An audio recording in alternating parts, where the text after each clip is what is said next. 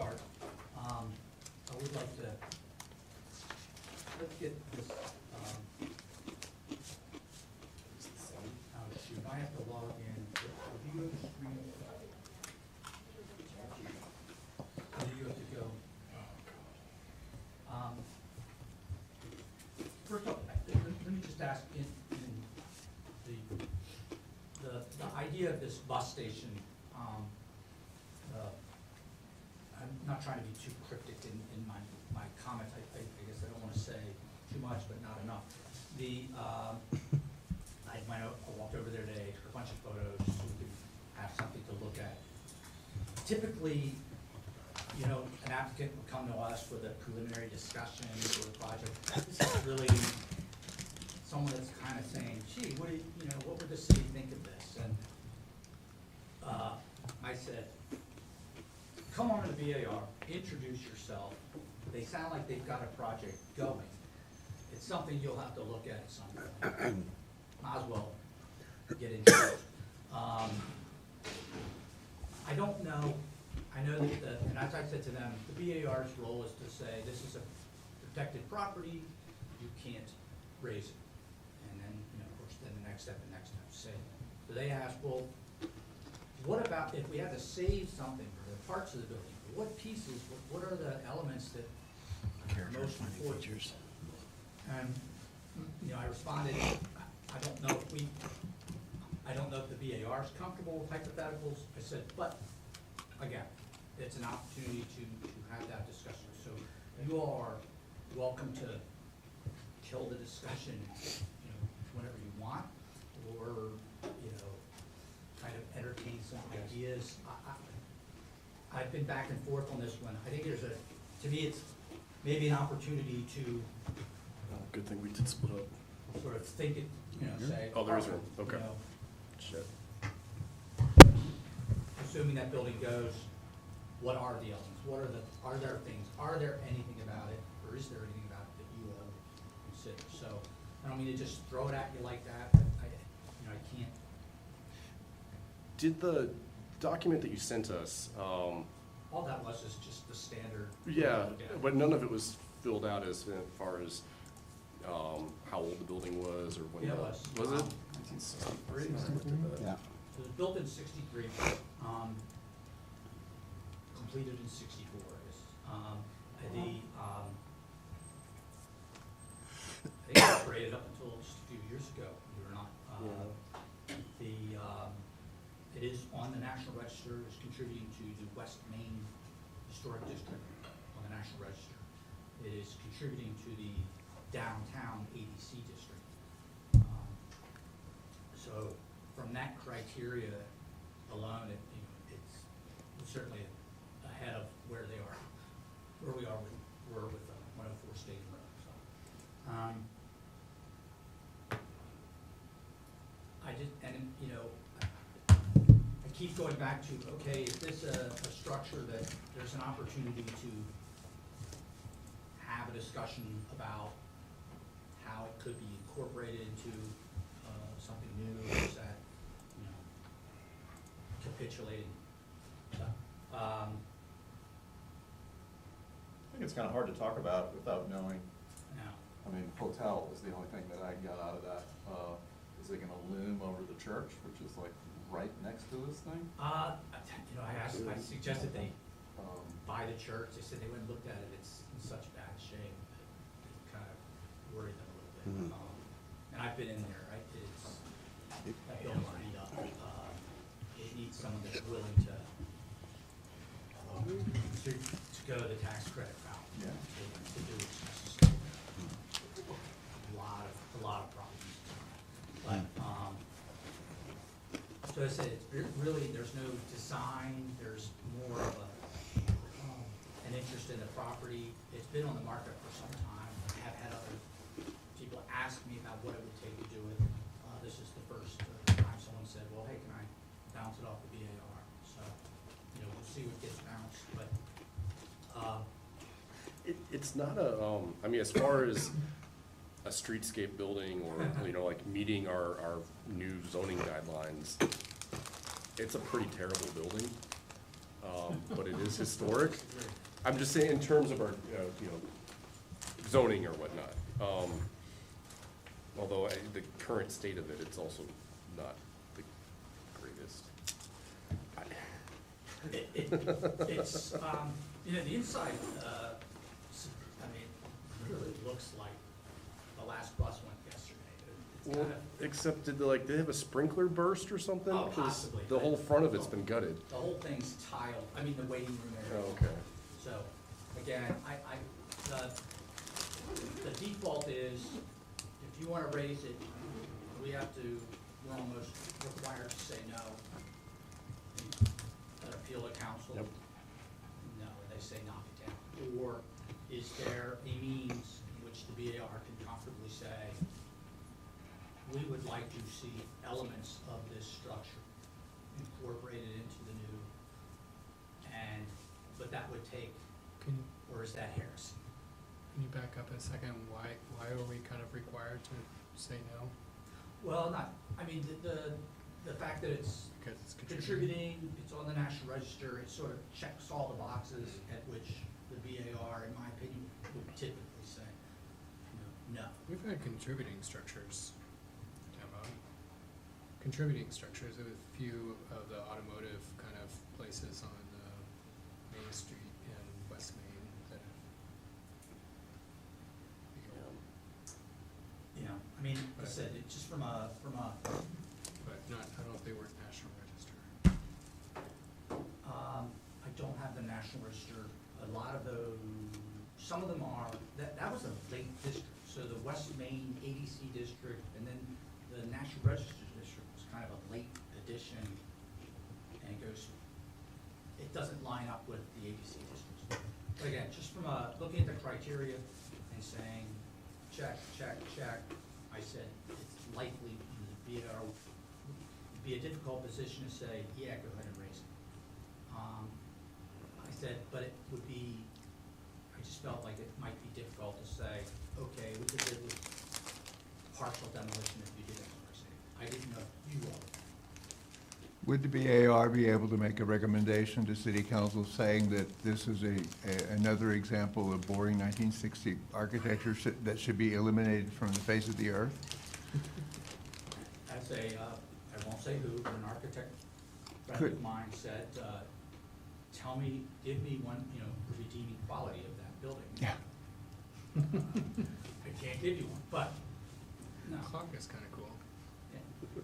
I mean, there's some Art Deco-ness to it, which is odd, because it's 1960s, but, the brick, the clock on the corner, that, All right, we could keep the clock. yeah, so, but I think it's, you know, in order to be consistent with, you know, this has been determined, it's on the National Register, so. The one that comes to mind that's really close, kind of similar, is it was like Metropolitan. It's where next to where the clock shop was, it was a white automotive brick front building. Where Waterbird is the now? late 50s. Where the Waterbird Distillery is? No. Is that the building Is you're that- thinking no, It of? was next to, that's an older building. That was the clock shop. It The was clock shop, next to okay. that. Okay. But that was pretty similar era, and it was definitely a contributing structure that we did. Because there were other examples, and it wasn't particularly remarkable, and I don't think we ended up. Well, it was demoed it was part of the demo for the code build, That was not Metropolitan, that was the S Cafe. S Cafe. Oh, right, yeah. Yeah, you're right, that was kind of an Art Deco service station. It was better than this building. Make a good Sonic. I was thinking- Sorry, got the overhang. Sonic can totally ruin. I mean, good work. That's funny. Not the right place for a Sonic. It probably caused some congestion. Let me do it, let me just sign in. What, Hello, everybody. what is Greyhound, where does Greyhound do I some looked it mark up, now. I looked it up, it's at the old train station, Deal. or at the Amtrak station. It used to be just from the parking making it lot, on my it was computer causing lots today. of problems, because people didn't, Yeah. there was no place you could be. I think that they actually stop on the street, right where the Zion Church is, and let people off onto the street. They were doing that, I think they ended up moving it, I think. Did they? Okay. Because people were like, you just have to stand out in the rain. Right, or the sun, or whatever, yeah. When I looked it up online today, it was, the pinpoint was at the train station, Yeah. which makes sense, Yeah. transportation hub. I don't know, I mean, I feel like the building we're talking about, the character defining features to me are, yeah, the clock, and then honestly, it's like where the buses pull in and the overhangs in the back. Like, that's what tells me it's a bus station, you know? But that's kind of in the way of doing anything with that site. I did like the mosaic trailways in the floor, but that's inside the building, so not our purview. Yeah, I think we may be inviting them to, I don't know, test the waters. I think, it's fine, I think it's, that I didn't know, I couldn't speak for you all, and I didn't want it to be, The National Register thing complicates things, but the West Main District has a reputation for having grabbed more buildings than it should have. Is there anybody who loves this building? I know one person, but they don't live here. we love it.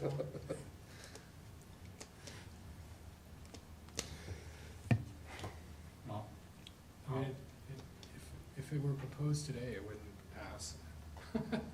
Certainly doesn't do anything that our design guidelines recommend relative to street frontage or human scale or.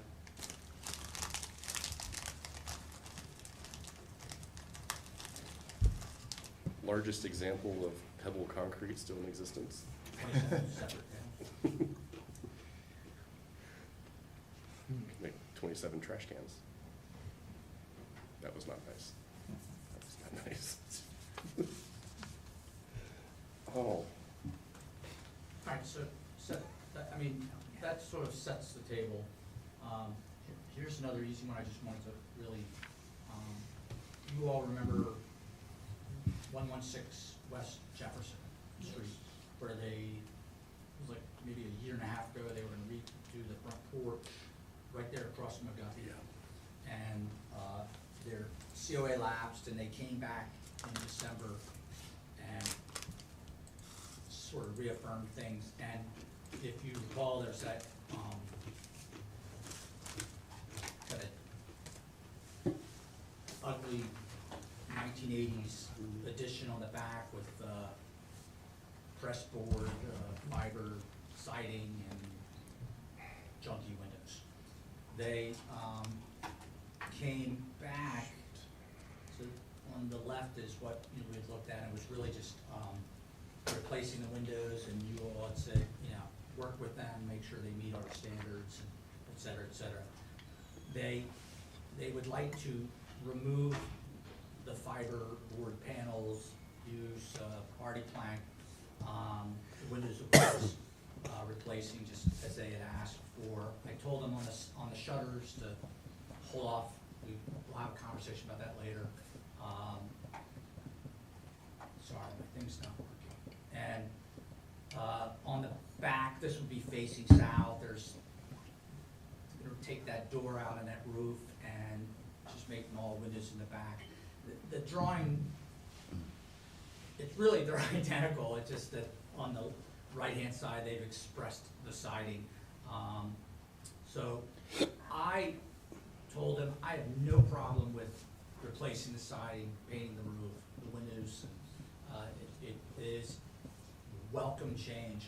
The only thing they're doing on the house part is, up here, this hyphen is remaining, and they're gonna take this deck, this upper porch, and just extend it so that it, you can just, on this, see that the windows on the side here, you're just gonna bring it so that it kind of covers that hyphen up and extends over those windows. So it's, to me, I don't think I had any more, yeah, so that's where they were gonna.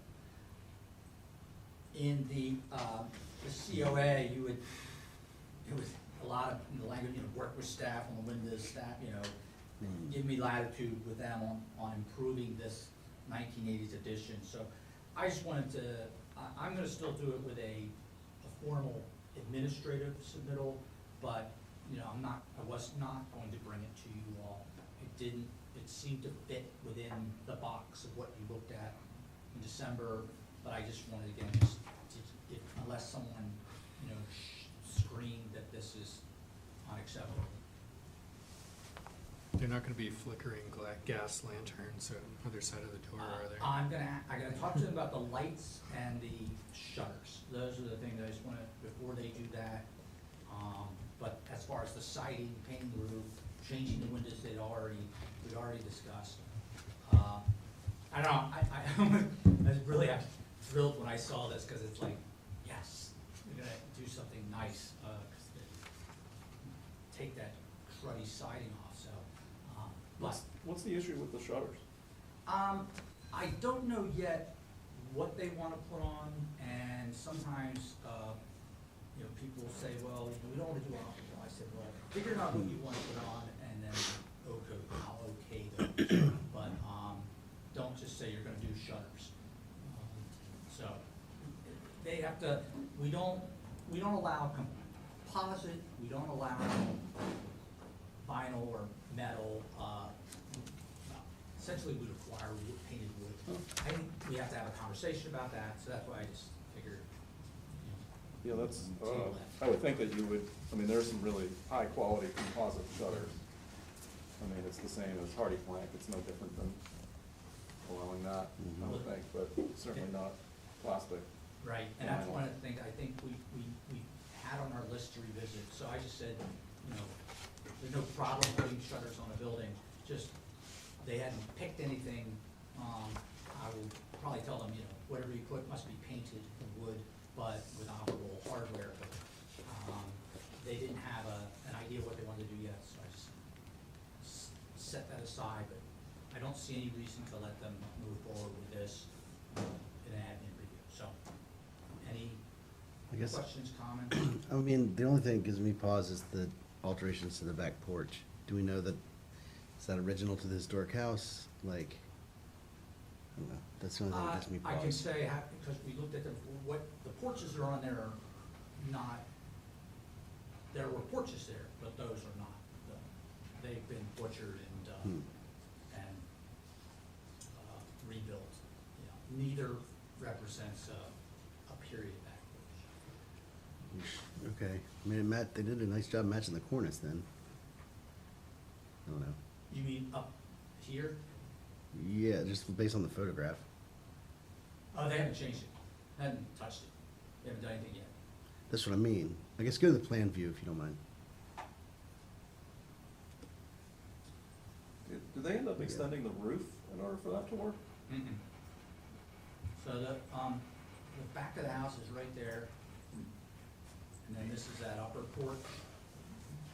This is the hyphen that extends, so they're just gonna build on top so that you can, you can access this as a porch. Better place to see is in this. They're not messing with the roof at all. So that's sort of looking west toward McGuffey, so there's no railing there now, it'll just be Okay. on top of that height. This is it seems to be heading in the direction of a B&B boutique hotel, so it's kind of a positive, use of the building. So, does that help? All right.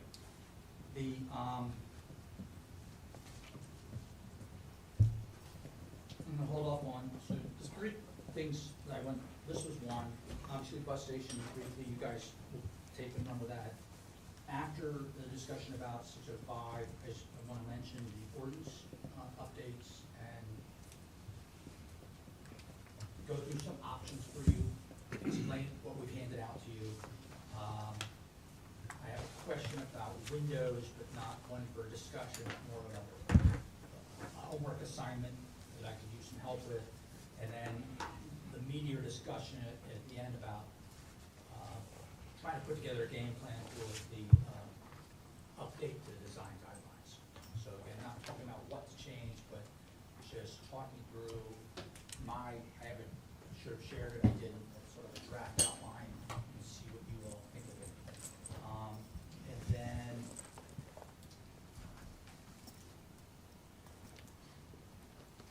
but I can mention the code real quick, we've got 5 minutes. So I handed out to you guys a couple of sections. This is the new update. This is went public this morning. It's 400 some pages. If you would like to review it, then I will print you a copy. Just let me know. I think you all are you are an appointed board. This ordinance plays a role in what you do here. So I think, to ask you to review it, I will print it for a full copy for whoever wants to. What I printed out for you are a couple of the sections that sort of immediately germane to the VAR. The overlay districts, what does the VAR do? And then the piece about lighting. We had some printer mishaps, so we may not print everything. And a section on the process of what the different reviews are. And Carl hasn't even seen the process. Just turned a page and found something I don't like. Yeah, so, and the reason, and then the large sheets of paper, we'll discuss at the end, more of those, the 11 by 17. But as far as I said, on the ordinance, as I said in the note yesterday, you all are not required as the VAR to comment or provide comment, but you're certainly going to get asked about it. I've been asked what you all think, so I invite you to take a look at it, and hopefully, we've talked about this for some time now, so you're aware of it. As city residents, I would encourage you to become familiar with it, because there will be some changes coming, and don't get caught off guard.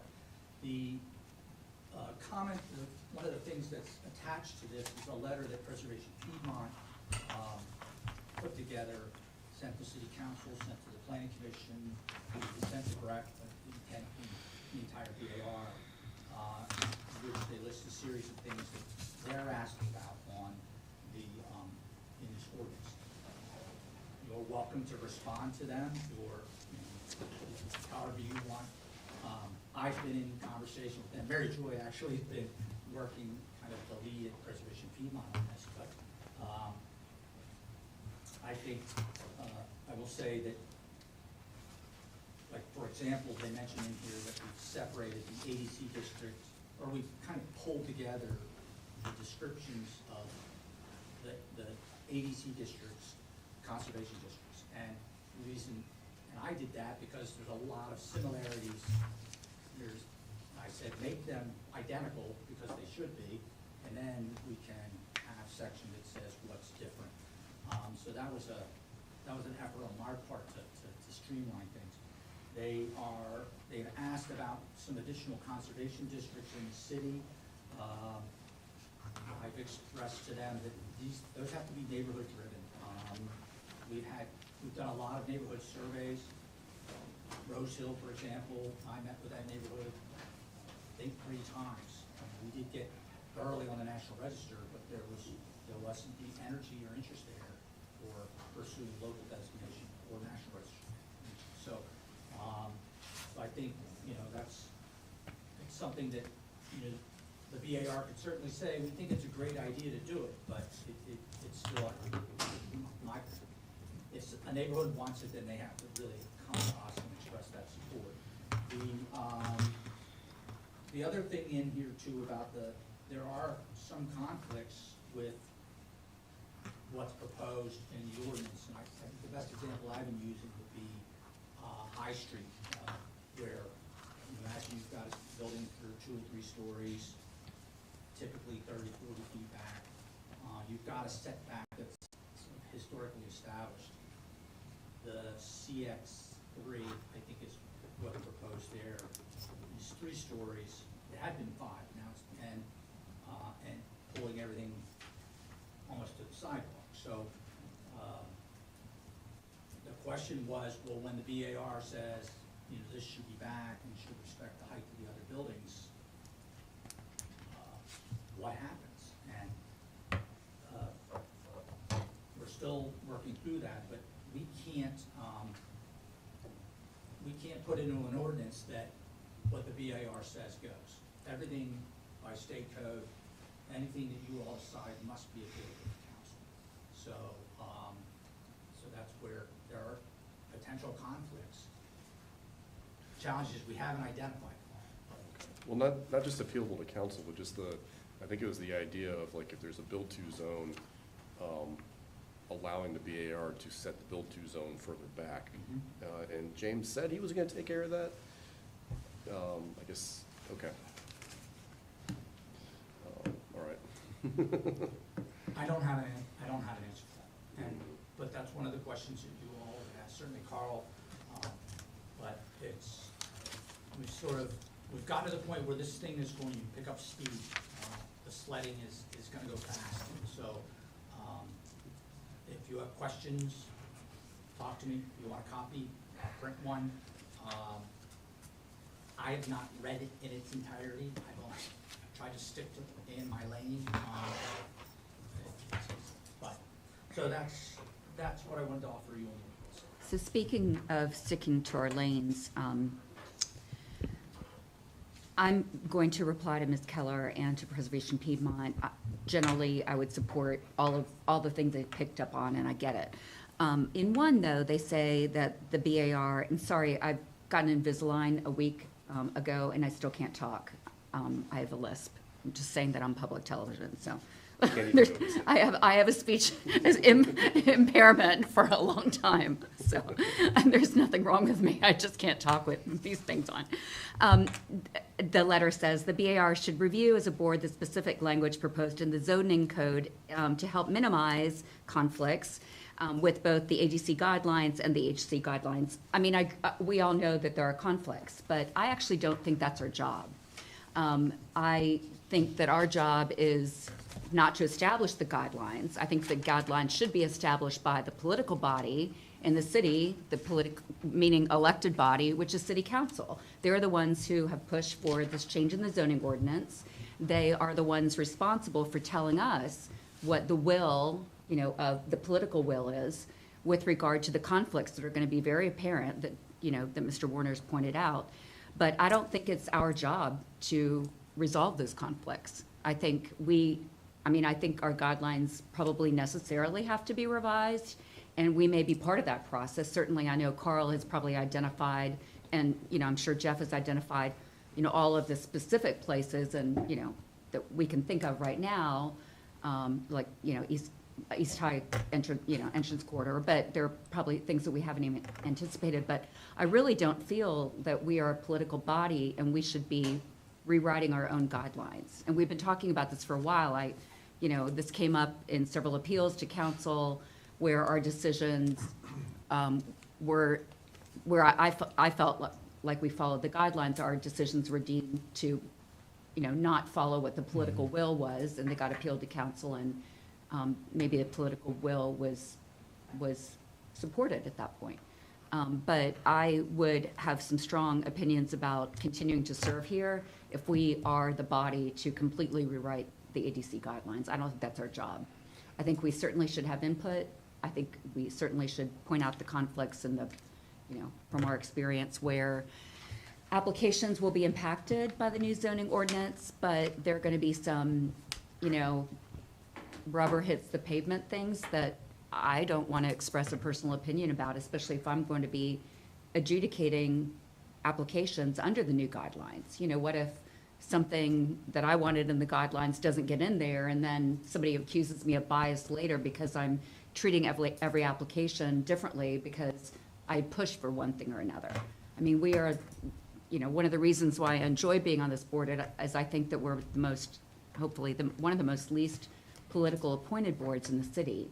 And I wouldn't want us to be rewriting a zoning ordinance. I mean, I'm happy to review it. I think this should, I think it should be bounced up to council to say, who are you hiring as a consultant to rewrite these? Which is what happened last time. Fraser and Associates did it the last time we rewrote it. Of course, we'll review it. Of course, we'll have input and impact. The public should too, council should too, the planning commission should too. But for it to originate with us, I think that's just a really thorny road to go down. And I'm sorry, I've done my pulpit stomping. Is that what she's saying, or is she saying that, I think she's saying, you're using the word guidelines, but I think. She said we should review as a board the language and help minimize future conflicts. The only way we can help minimize future conflicts is to revise the ADC guidelines and the HC guidelines. Well, I don't think that's our job. I think no, I agree 100%, Yeah. but I think she's saying more that we need to check the zoning code, the new proposed zoning code, to make sure that it works with our guidelines. And we Not- know it doesn't. I mean, that's the whole discussion we've been having for the last 15 minutes, right? There are points at which it's not. But I think the guidelines won't be updated right away. It's the zoning code that I think we need to, Right. okay. So, But this says specific language to look at you're right, in the zoning code, which Jeff has offered, print us out the pertinent, he's already done it. He'll send us any other parts of the zoning code, it's 140 some pages. We all can access it electronically, we have been during the entire process, it's been very transparent. But I personally am not gonna review the zoning code and say, oh, I don't like this part of the zoning code because it conflicts with our current guidelines. That's sort of switching the process around. The new zoning code is, it's not quite been adopted, but it's the thing. I just don't think that's I don't know if that's our work. Maybe to find the conflicts, yes, but, well, I think for the amount of money that they pay the consultants, I mean, I agree, the consultants should be finding the conflicts. I think it should have Yes. been part of the work plan from the beginning. I mean, it was evident from the beginning that the zoning ordinance doesn't stand alone in our city. Anyway, sorry to be so strident. No, I think that was helpful. I don't think it's in conflict with what's been written here in that letter. I think what they recommend in terms of our review is reasonable. Yeah, that we look at the Right. code and then we identify where we think the pitfalls or speed traps or whatever will be, and be conscious of those, until we get the ADC guidelines. Yes. I get it, but, I do think that, I think I have several thoughts, and maybe we come back to this later in the meeting. sorry. But I think it is a lot to ask of a volunteer board to review the 140-page, volume 3 of, to find all of the conflicts.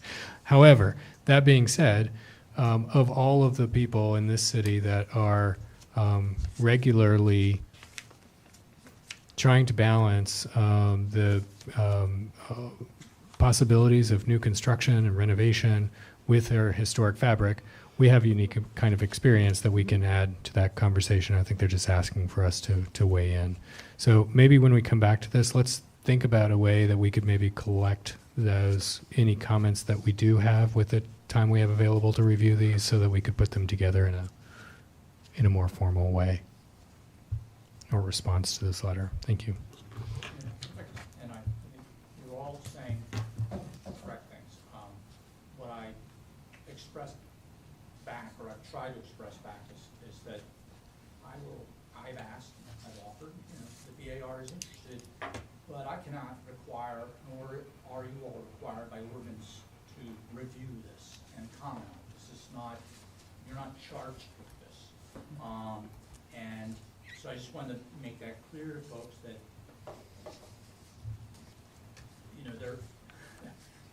if something doesn't work later, I don't want it said, oh, well, you all didn't. Well, that's not what we were charged with. So I've defended that. At the same time, I've said, anything we want to discuss, we can have that, and open to it. And but we can talk at the end. I know we need to get ready for going with regular meetings, so it'll fold into the conversation that I want to have later about the guidelines, so everything will be, all will be revealed. So, Mr. Gassner, Okay. if you want to kick things off. We'll kick it off, and thanks for all of your patience, all of those of you following online. Welcome to the regular monthly meeting of our Charlottesville Board of Architectural Review. We only have a few items, but we'll introduce those items that will come from staff, and we can have a presentation of up to 10 minutes. We'll ask for questions from the public, followed by questions from the BAR. After the questions, we'll have a time for comments for the public and then comments from the BAR. After, we should make note that if you are speaking to the project, please identify yourself and you provide your address. We'll keep comments limited to BAR's purview, that is regarding the exterior aspects of the project. After our discussion and before taking action, the applicant will have a few minutes, 3 minutes to respond. All right, tonight, the first item on the agenda are matters from the public not on the agenda or on the consent agenda. Do we have anyone here or online that has a matter not on the agenda? Okay, we'll move to the consent agenda, which tonight includes one item, which is approval of the meeting minutes for May 16th and June 21st, 2023. Mr. Chair, I'll move to approve them as submitted, but I need to abstain from approving the May minutes because I wasn't here at that meeting. Okay, we'll split it into two Okay. votes. Do I hear a motion on the May 16th, 2023 So minutes? moved. Second? I'll second. All in favor?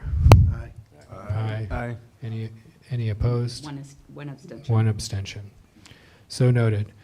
We'll move to the meeting minutes of June 21st, 2023. Move to approve as submitted. Second. Second.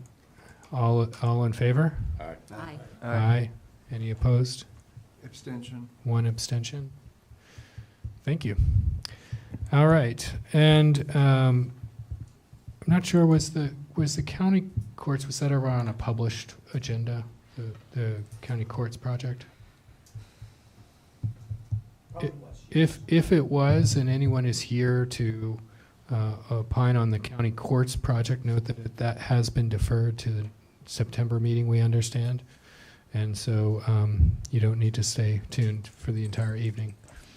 We'll move on to new items, which is tonight our only official application, 605 Grove Avenue. So, this is, Jeff, you're muted. So, this is 605 Grove Avenue, the applicant's here. This is in a historic conservation district in the Martha Jefferson district. So, just to stress that the level of review is far less rigid than we're an 80s district. This is a, I grew up calling these brick ramblers, but I don't know if that fits. Brick ranch house, or per the what did they call it in the 20th century? Actually, it's not in this one, is that? But so it's a house constructed in 1956. It's been before you about 5 years ago. They did some addition on the side and out the back. This is calling for some alterations to go to the elevations best. Expanding or replacing the addition on the side, which is north, and also a small addition on the south side, and a small addition on the north wing. And then there's a proposed dormer, some slight changes to the front porch, and they're changing out those basement windows. Normally I would have, this would have fit the sort of minor addition. I would have reviewed with the board chair and probably have approved administratively. But I I very honestly was uncertain about the dormer. And I just wanted to, because that is to the house itself. And I wanted to bring it to you for that reason. Again, it's a conservation district. We want to tread lightly. Even had a conversation with Mary Joy the other day about the conservation districts, and she said, the key is really to have a means to tap the brakes on demolitions. So that's the number one priority, and we're not seeing that here. But with that, I'll hand it off to Gabe, and you can, if you have anything to offer or answer any questions, or if you all have any questions for them, if you like, yeah. Yes, please. Yeah. I don't have a ton, you've seen the application. I'm Gabe Schneider, by the way, nice to meet you. Essentially adding a dormer up there, possibly to have a second floor at some point usage. Right now it's a attic that, we may put an office up there. Putting a bigger side porch on, creating bigger bathrooms. Aesthetically, this is obviously not my area of expertise, but Jeffrey has been great to work with. Happy to answer your questions if there are questions or issues, or I'll do my best to do so. But yeah, All right. nothing too major. Okay. Do we have any, first we go to questions from the public. I'm not sure if we have anybody online today or not. No? Okay. Well, that'll make things faster. Any questions from the board? The porch addition that you have in the front, is. On the left side there? Yes, on the Yeah. left side. Mhm. Are you gonna have any sort of railing in there? Not, Try as not of to? now, we're not planning on Okay. it, yeah. Okay, Yeah, just something to maybe sit a couple of chairs or something, just access that way. okay.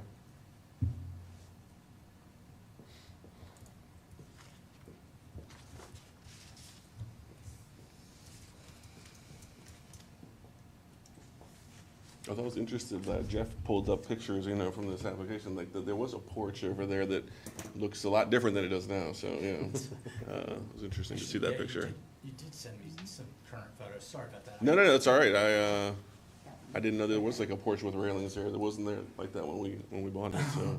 I always am just conscious when I'm driving my screen here that I don't, make people car sick. So, yeah, there's a current, little squished, but that's the house currently. Any other questions? Can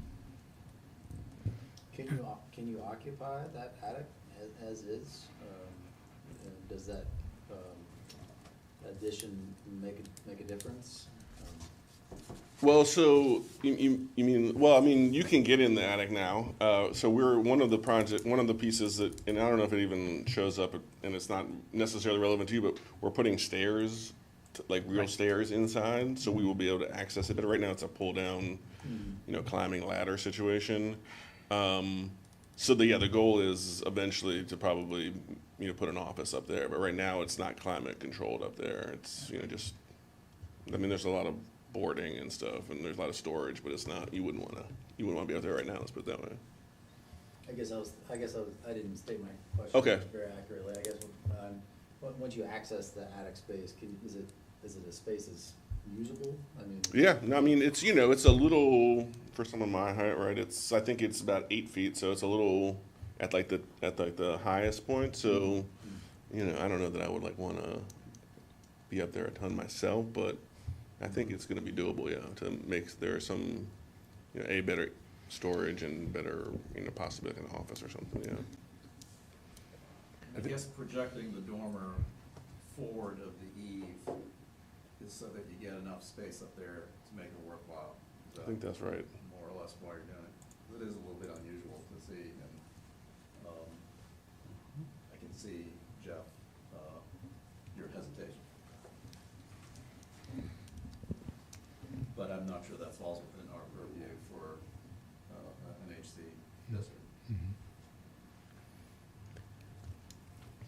Can you Right. talk through the side porch projecting out so far and I guess kind of, You mean on the left there, and why, I guess there's, like the front porch there, or like just the room, I guess The it new seems room. like there was an opportunity for the dormer to enlarge the front porch, what's labeled front porch there, but the side porch is the one that's really getting extended. Just how you plan on, why that was the choice of why the side porch is the larger porch. That's a good question. So if I, because go ahead. I got some response from the architect on this. And I know we don't look at the interior, but the interior is playing a role in where these things are. And there's this effort to join these spaces. Because one of the things that I had asked, I'm sorry, I'm not sure which, go up, is could this be separated? Could this, and this new addition that's coming out of the side here, but it being driven a lot by, so the location of this wall here is really being driven by this effort to open these two spaces, to, join them together. So that's where, I said, now as far as this projection, if that's what you're talking about, Gabe can answer that, but that, from the architect, that's why that wall isn't in there. It's just slightly pushed back, but it's the limitation of that opening that they want to achieve. I mean, my guess is, I think that front porch is gonna stay as is, and so it's not that big, right? So having something a little bit bigger to, sit, like I said, sit a couple chairs out there, I think was our thinking, but beyond that, I don't know. Just, I will know. so you're talking about this, right, Tyler, this area here? Just to make sure I'm circling the right, responding, okay. Sorry, Mr. Castor. Well, I was just going to note that there are, we don't review a lot of the Historic Conservation District projects, so it's good to keep, to review that language. And specific for Martha Jefferson, there is the number one item is to encourage one-story front porches. And in the general Historic Conservation District guidelines, does suggest that if many of the contributing buildings on the same street have porches, then it is recommended the design of new residence includes a porch or a similar form or a porch of similar form, similar width and depth.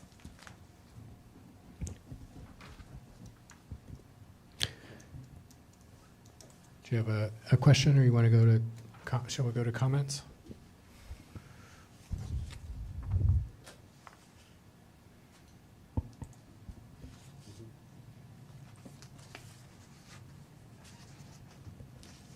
We must start.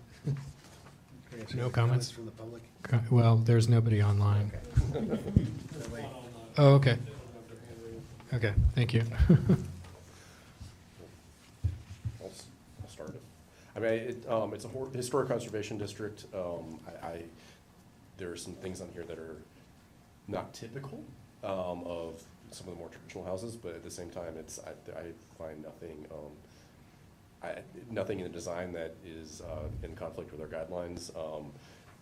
Even with the porch, the side porch sticking out so far to the front, the house is still set further back than the average setback of the other houses on the street, so it's not like it's encroaching on the street or anything. So yeah, I'm happy to approve this.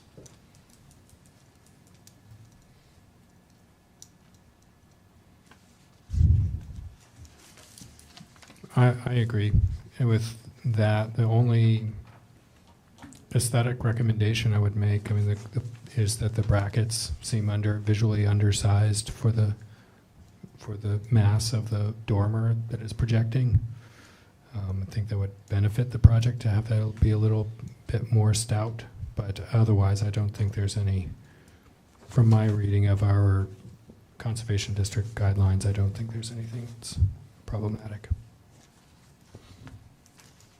All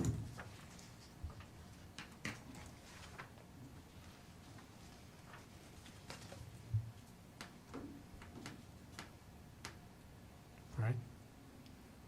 Any other comments or to a motion? A quick comment. doesn't have to do with, it's not a judgment on the house, but I will say our new zoning code, I believe this house is actually wider than would be allowed by the new zoning code. So just something to keep in mind as we're reviewing the zoning code in terms of things that are different.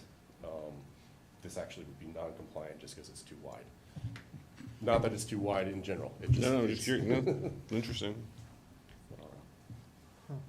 But, Too wide for this specific lot. no, building width for residential lots, I think is 35 feet maximum. And I believe this one is probably gonna extend beyond that. It's the existing building.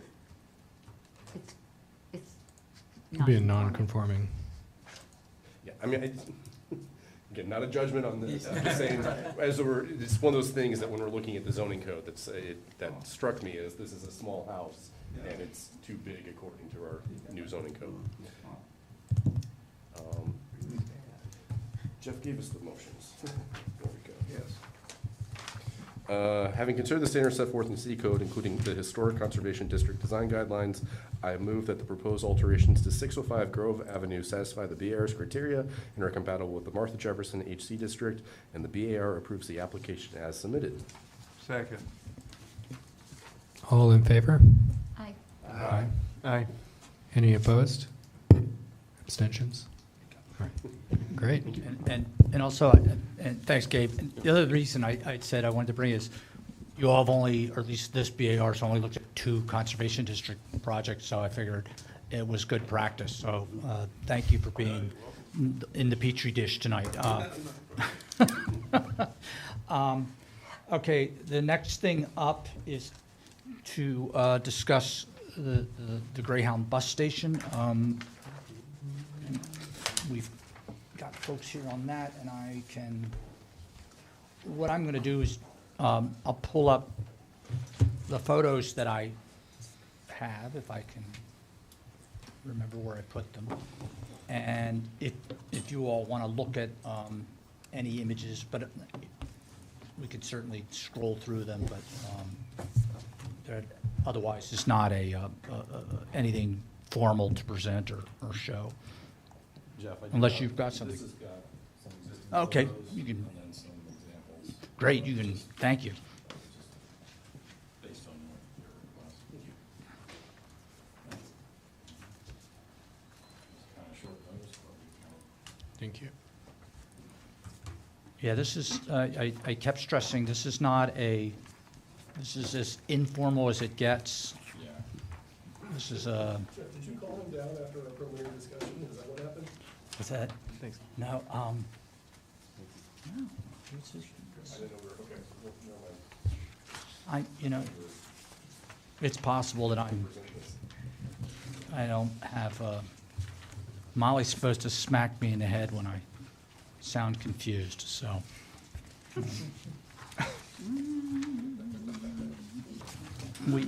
I will say, forgive me, but Molly and I comparing notes the other day, and neither of us have taken more than a day or 2 off in the last year, so we're both at kind of stretched a little far. All right, I'm gonna hand it over to you.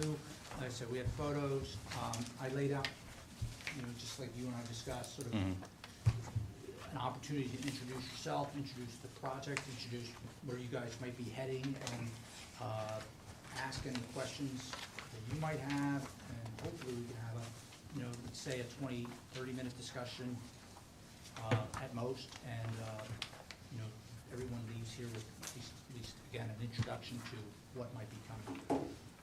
But it is not a preliminary discussion, you guys are not making any decisions, you're not, nothing you say here is an approval or a denial, it's just a conversation. Okay. I'm Paul Williams with Baywood Hotels. We are currently looking at the property to redevelop it. We had a meeting with Jeff and some other members of the planning department, and in doing that, I'm learning what I think you already know, that the new planning code and what you're looking to do are in a number of ways in conflict with each other. This site is pretty well designated for like a high-density type of redevelopment, and But if you look at, from a historic standpoint, the intent is more to keep the building, but the two don't really work well together. So I really wanted to reach out to you and have a conversation in terms of what the possibilities are. Is there a way to work together to figure out how to do this the right way? And find a way to work with and meet what you're looking for, and at the same time, realize the possibilities of the property and what it could mean, because I feel like anybody in my shoes looking to develop this would be in the same place. The value of the property is really high, but if maintaining the building, it makes it almost impossible to utilize it to that extent. So I know there are some features that, you know, could be maintained. I mean, I think it's a matter of personal opinion, whether you appreciate the look of the building or not.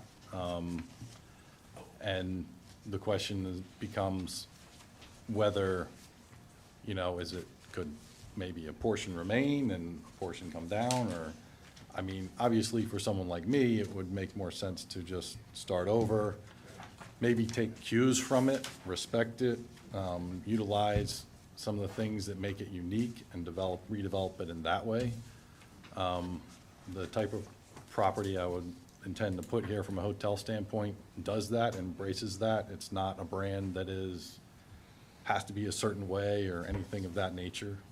They actually try to tie into where you are existing in the town and so forth, and they play off of that. So this is the type of property that would work really well, and they would enhance the positives from here and then grow from there. To give you an idea, today, what was on Main Street is pretty much offices.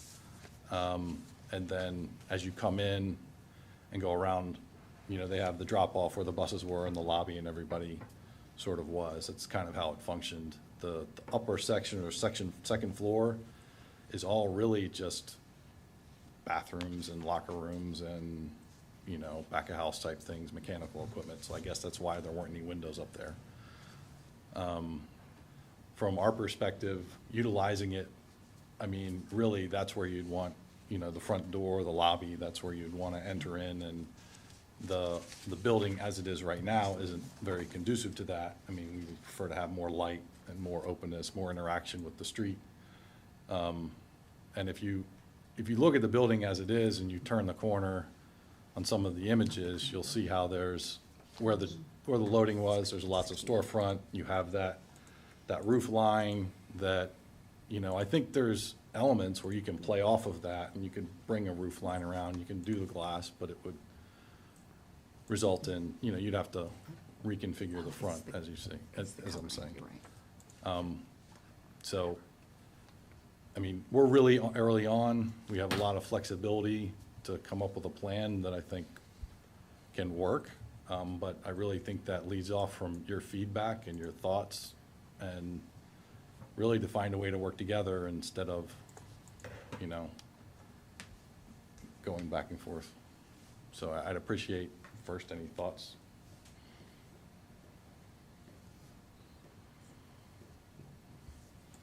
I said, I can scroll through the photos I took, similar to theirs, so what I sent out to you all earlier, so if you want me to go forward or backward. The other piece of background, one of the questions I had for Paul was, what was going on in the front building, the back, and in fact, I know I mentioned earlier, it's, when you look in the windows, you know, it's like like the bus people just left. It's kind of, this is the back single-story section, but it's the front. So I'm here, actually the back, looking in towards West Main. There's a stair here, and there's the trailways mosaic on the floor, but I was just curious how this space was used. It's noted in the old Sanborn maps as the restaurant. And I didn't know if it had to be two-story ceiling, but there's an upstairs, there's no windows, and it was used primarily sort of office and storage. There's not something hiding up inside there. And, you know, I didn't know if it was, like I said, it was like a two-story, you know, if there was something grand going on with the restaurant space. But this has been pretty butchered in the front. And again, it was a two-story building, upstairs being storage and without windows. Yeah, not that we're in a place where we can bargain, but if we let you tear this down, what would be the chances of being able to use the Music Resource Center as a big lobby restaurant? That is actually, it's a different owner, so you'd have to It's not- purchase that it's not part of separately. this property. Yeah, it's not part of it. I know I know and somebody has an offer in to buy it right now. Okay. I don't know. It's something we've explored. I mean, we can't ask you, that was half joking, but I guess it was, I mean, it's something we explored just because of the proximity.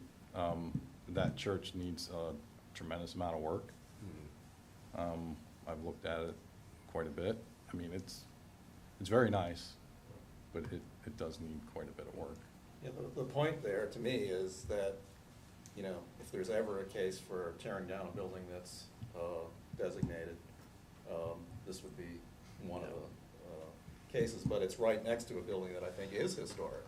And Yeah. whatever gets built here, I would hope, wouldn't sort of compromise someone else wanting to come in and fix the Correct. resource And- center. and, yeah, we I'd agree. hope that your designers would sort of Absolutely. take that into account. And I mean, there's all kinds of things you could do, create a courtyard space instead of building right up against it, or, Yeah, we would, I mean, our thought process is, yeah, there would be a tower. We would pull it as far away from the church Yeah. as we could. It will be, I think we're looking at maybe 6 stories. It's not not terribly,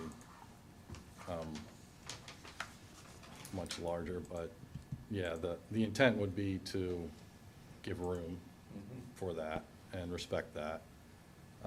And that's, I guess that's the nice thing about the product we're talking about is, the whole point of it is to embrace things like that in the designs so that it works within the community and so forth.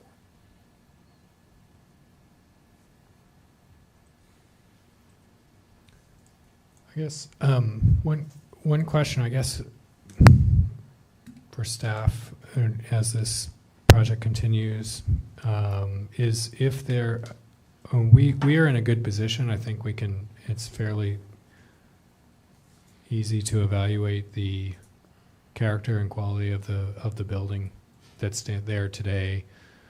But if there are other aspects of the history of this structure that we need to be aware of that's not readily apparent, then we need to know that. One of the questions Molly and I looked into was, you know, when was this built? What role did it play? And I know that there was somebody had mentioned this Trailways, and what I found if you look up Charlottesville Trailways and all that, in 1961, when they were going south, the people were going down to sign up folks to vote.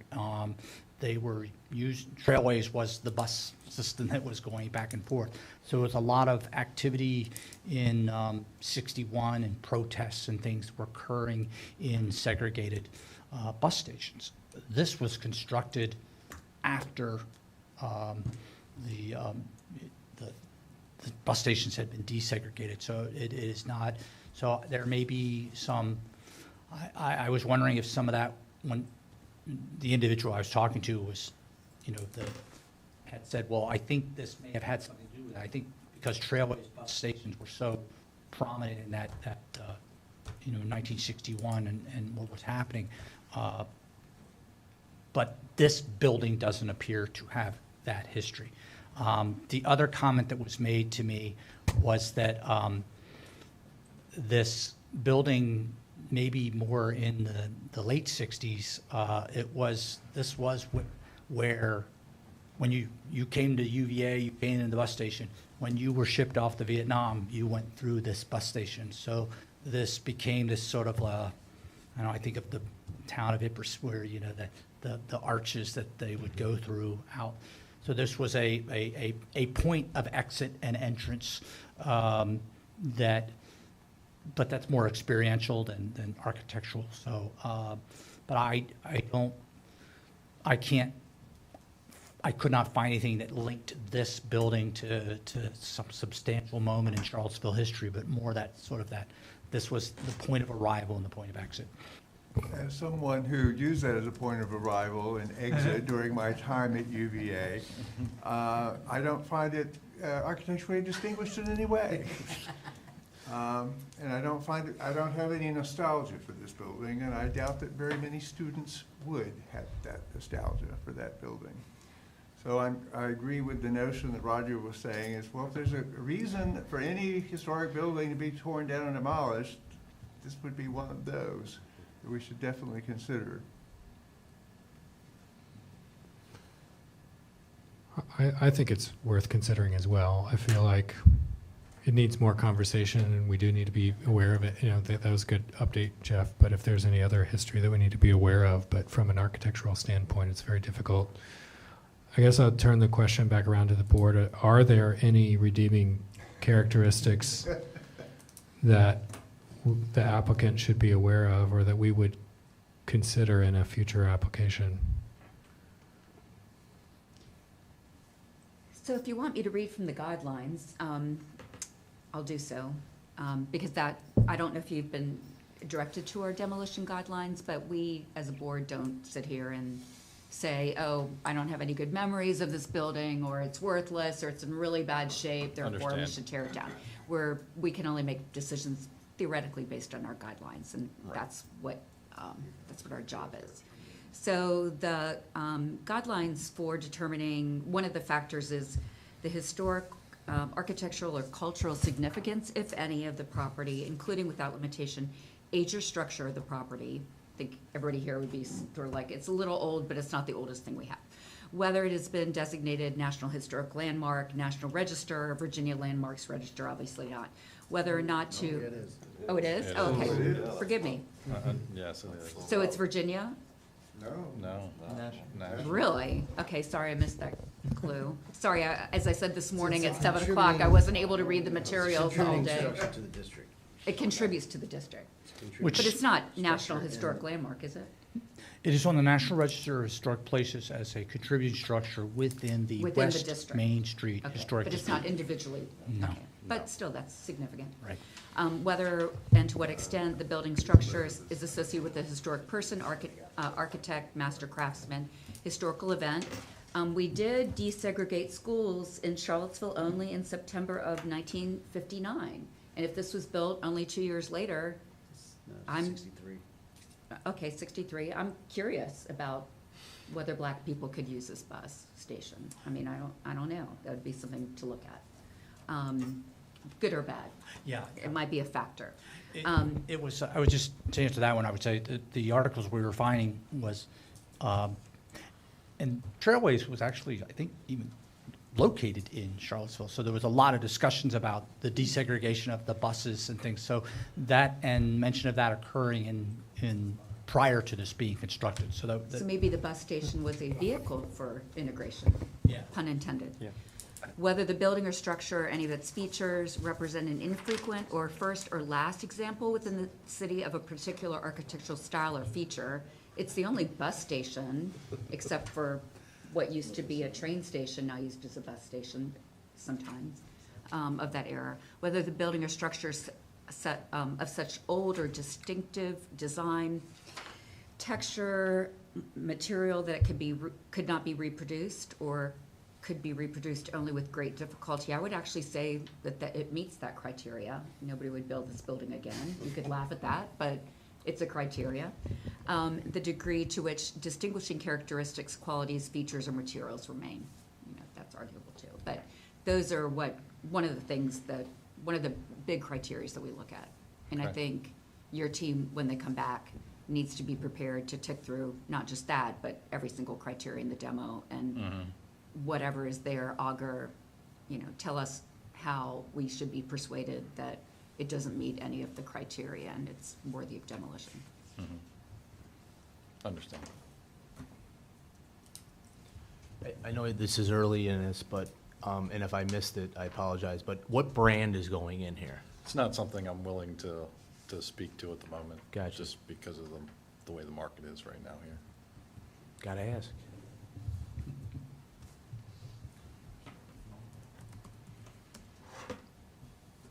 Is the fact that it's on that it's a contributing structure a non-starter? I mean, Breck, you kind of referred to some instance where we've okayed the demolition of a contributing structure in a historic district?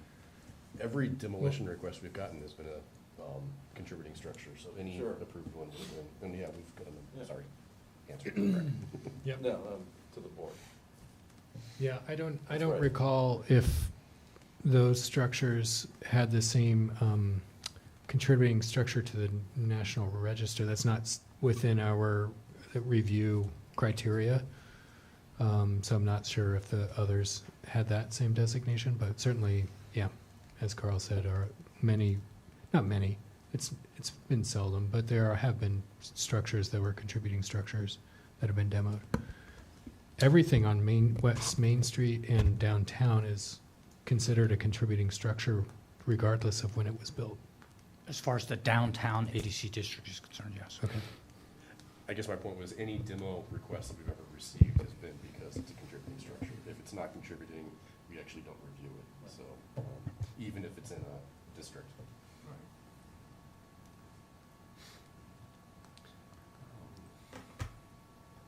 I think there's a few different things that need to be considered with this, that it's a contributing structure. The building is so specific to being a bus station that it seems unlikely that anyone, it seems very difficult to try to redevelop it if it was totally protected and like you couldn't demo any part of the exterior of the building as its use is right now. You know, so much of it is on the interior of the site that, you know, all the bus station and part of it isn't really visible from much of the public way at all. So I guess Yeah. I wouldn't have a problem in looking at that as being able to be demoed. I think I'm in the minority in that I find the facade on Main Street to be pretty unique and parts of it to be interesting. I think if you cleaned up the concrete and the metal bar, that there would be, I think the flagpole and the clock and how the brick and the metal lip and the concrete all tie together is pretty interesting. And I might have a little bit different taste in that I wouldn't want to see like all the 1960s buildings demoed and only protect buildings from 1900. So I think there would be an opportunity to preserve some of the facade and to open the windows up a little more and to have that and to turn it back into, I guess it never was, but to turn that into a two-story lobby and to really, you know, keep that contributing to that fabric of Main Street, how it engages with the sidewalk and kind of keep some of that history. I think Jeff included an old image with the Trailways sign. And I think there is an opportunity to kind of preserve some of that facade. So I wouldn't want to say, I'd be in favor in keeping some of what's contributing to the historic district, contributing, but would be open to a good amount of intervention because, yeah, the rest of it, how it contributes, doesn't lead to the site being very developable. I agree with you in some ways, in that I think the most elegant part of the design is the line, the use of line with the very narrow overhang and the way that kind of like translates into the vertical of the flagpole and the really spare facade with the clock. And if you take those pieces, I could see what, and then I guess the other piece that maybe is a little bit more subtle is the way that the canopy from the back projects all the way through to the front, kind of bypassing the brick tower. But all that being said, I think the facade is also extremely cold to the street, not inviting at all. You never feel like you want to go take a peek in there. And so I don't know, like in terms of if you're going to even, I almost feel like if I would maybe encourage designer on this site to be maybe inspired by some of those compositional strategies, but translate it for a new use rather than any physical artifact being that valuable. The clock is pretty cool.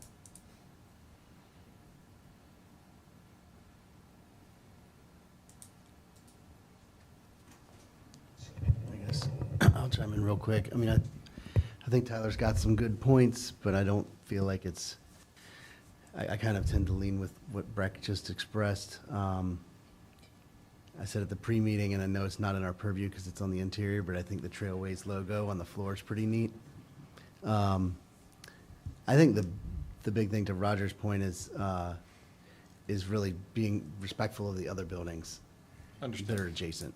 I think that's where I think we're going to pay a lot of attention to the eave line and the roof lines and elevations, and how, if a new building goes in here, how it interacts with those that are existing and historic, and making sure that's copacetic. This is also a wide lot, and you should definitely be aware of our guidelines for new structures and the ways that they recommend breaking up the building massing to maintain the scale, the scale of the lots that were historically in this area. There are other projects on West Main that have attempted to do that in different ways.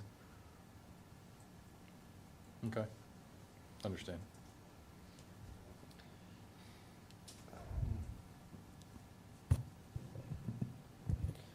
I guess I was trying to look up other things that had been kind of this time period. I couldn't remember what the Violet Crown used to be until it was just a brick movie theater. Before it was a department store, and I remember the design concept for that was kind of to go back to the old modernist department store look. So introducing more horizontal elements and big, awning that spanned across the front. Again, just to bring back some of those elements that were lost when they converted it into a movie theater at one point. So I don't know if you're familiar with the Violet Crown down at the end of the mall. Yeah, I am. Sorry, I don't know. Are you local to Charlottesville? I'm not local, but Okay. I've been here a number of times. So the design concept of the Violet Crown, it's contemporary, but it was meant to kind of bring back some of those elements that were lost from the old department store that had been there. I guess it was Roses or something else, I don't know. So I don't know if that's, Woolworth was a block further down, okay. if that's what you're thinking of. I'm thinking that I'm looking at an old picture right now where it is, there's the big awning that used to be there for the department store, and it kind of looks a little bit like the Greyhound station, or so I don't know if that's something that could be, as you guys develop it, like maybe at least you can bring back some concepts that, are currently there. I think it's. Losing the ability to talk, unfortunately, but it's. I understand where yeah. you're getting at. I think it's a challenge because you have to pay attention to what's also immediately Right. around you at the same time. What if there's a way to just kind of play homage to the, that style without the pebble concrete and the, without looking the way it does? Yeah, I think it's doable, and I agree with a number of the comments about the clock and some of the things that you've mentioned. I think the type of things that do make sense to incorporate into something, into a design. Also So- make it a really distinctive hotel. It would be something. Yeah, that would be that's the memorable. goal, that's the intent of this product, is to embrace those kinds of things. Any other comments or other information you need from us at this time? I could, and I know, very preliminary, but I think the caution that I always hear from you all, and maybe if you want to express that here, is West Main, at least on the other side of the bridge, has the canyon-like walls. And so I know in discussion of sort of breaking up those buildings, and I don't really have the best image here for it, but, well, so here you do have we have a natural break, or for lack of a better word, an avenue into the back of the lot, versus filling up the entire elevation. And I didn't know if you all had any, sort of cautionary tale or comments or thoughts from other things that have come through on West Main, and Jody would say permeability, and how strongly you feel about that, or what they might need to consider or think about. So just putting that out there if you're. Guess we want to keep those two big trees. The Zocoas? Those are our trees, I think. Sure, but I could see, that, to your point, if they wanted to move the entrance to between the trees, how does that impact the root structure? Yeah, I mean, our approach would really to be to utilize the entrance as it is right now. But I understand what Jeff is saying. It begins to be a challenge because you want to give space to the church, but then it's Yeah. kind of it's a Right. little bit of a back and forth game, so. We've had challenges with projects where they've tried to put a garage entrance on Main Street, and that can be really difficult to, to light properly, to be safe, to breaks up the pedestrian way. I'd say that one of the real advantages of this property is that you have that access from the rear, so I would be interested to see what that allows for on the Main Street side, if we could get more storefront and less vehicle. I mean, it's something to look at, for sure.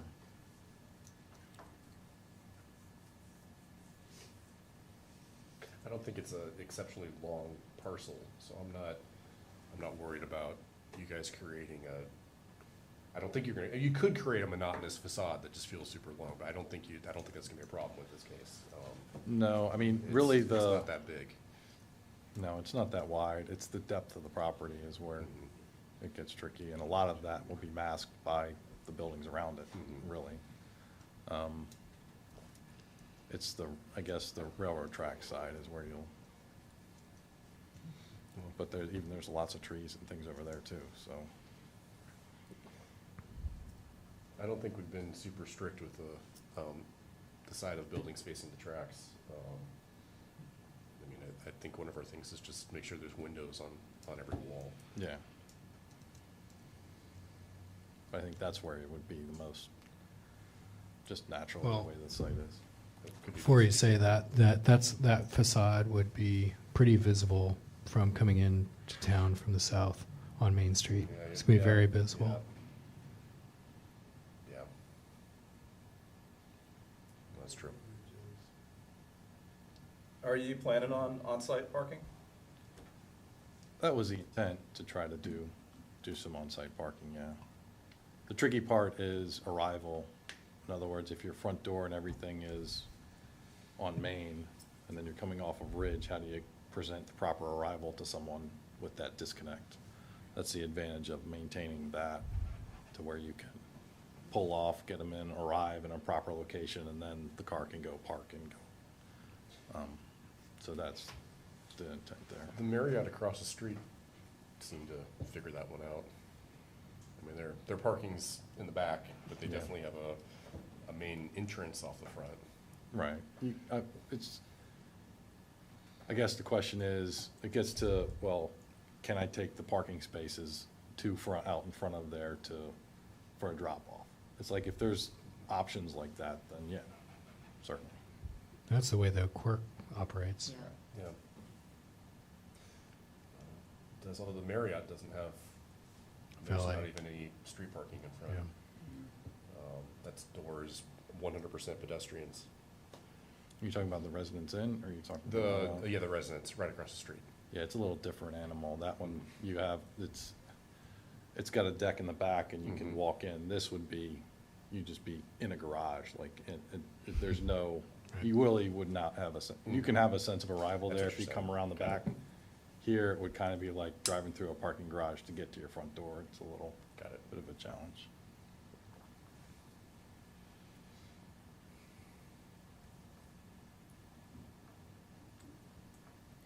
You good? I think so. No, this is very helpful. It really is. I know it's a lot in a lot of different directions, but that's what we need is input to kind of, because as you can see, there are a number of different ways we can approach this. Do y'all have a timeline at this point? One of our challenges is whenever the new planning thing gets Okay, through, yeah. because we've pretty much been told, you know, you really shouldn't start until it happens. So we're kind of in limbo with a lot of other folks. Well, I just want to thank you all, because I said, and I mentioned earlier in the meeting, it's like really not sure how you all would respond to a what-if conversation, and I appreciate this discussion. It's always good to learn from you guys as well. And if you had any, you know where to find me, and Yeah, we'll be in touch. all right. Yeah, I mean, I have a lot of thoughts, and I want to bounce some things off of you as well, and go from there. Good. Okay, appreciate it. Thank you. Thank you. All right. So I'm going to jump to the main event. Let's go up here. It makes me a little more. Oh, my gosh. Have you ever stood up there before? What's that? Well, I promised you guys that, so, you know, and again, I State your do. name and address. I thank you for that conversation, because it's like I thought some of you might go, bring us a project, we'll talk then.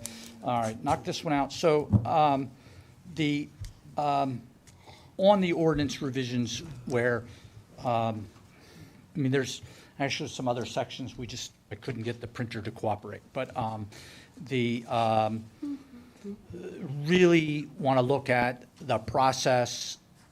I'm not entirely fixed on where it is, but it's that, what are the things, we talked about this for the last couple of years, what are the things that I can tell someone over the phone, yeah, you're in the right direction, keep going, or what do I need, you know, ask them to, well, send me a picture of what you're doing, and then I can say yes, and that typical administrative review, and then what comes to the BAR for formal review. So, still some smoothing of the edges is necessary there. So I am curious what you think of what's written. What I've tried to do with this ordinance is, I have a spreadsheet of the ADC district, the conservation district, and then the new, and just sort of say, is everything at least still in there? Or something's been taken out, why? Or has it been rearranged? Some of what concerns me there's a lot of alphabet soup in there, and sometimes it gets, like ADC districts on a couple sections ends up becoming ADC as if it's a catch-all for all design review districts. So there's little things like that I'm going through and checking on. We have the IPP list. There's some discussion about what to do with the 104 Stadium Road. Maybe we remove it from the list now. I don't, that's going on above my level, but there's I think 1 or 2 IPPs where the structure no longer exists. Is now the time to clean that up. I've made the recommendation that, I think the one is down there next to Burley Moran, where, all the food trucks line up. and that was raised in 2014, but it was not removed from the IPP list. And then I've also suggested that where we have IPPs that are within ADC districts,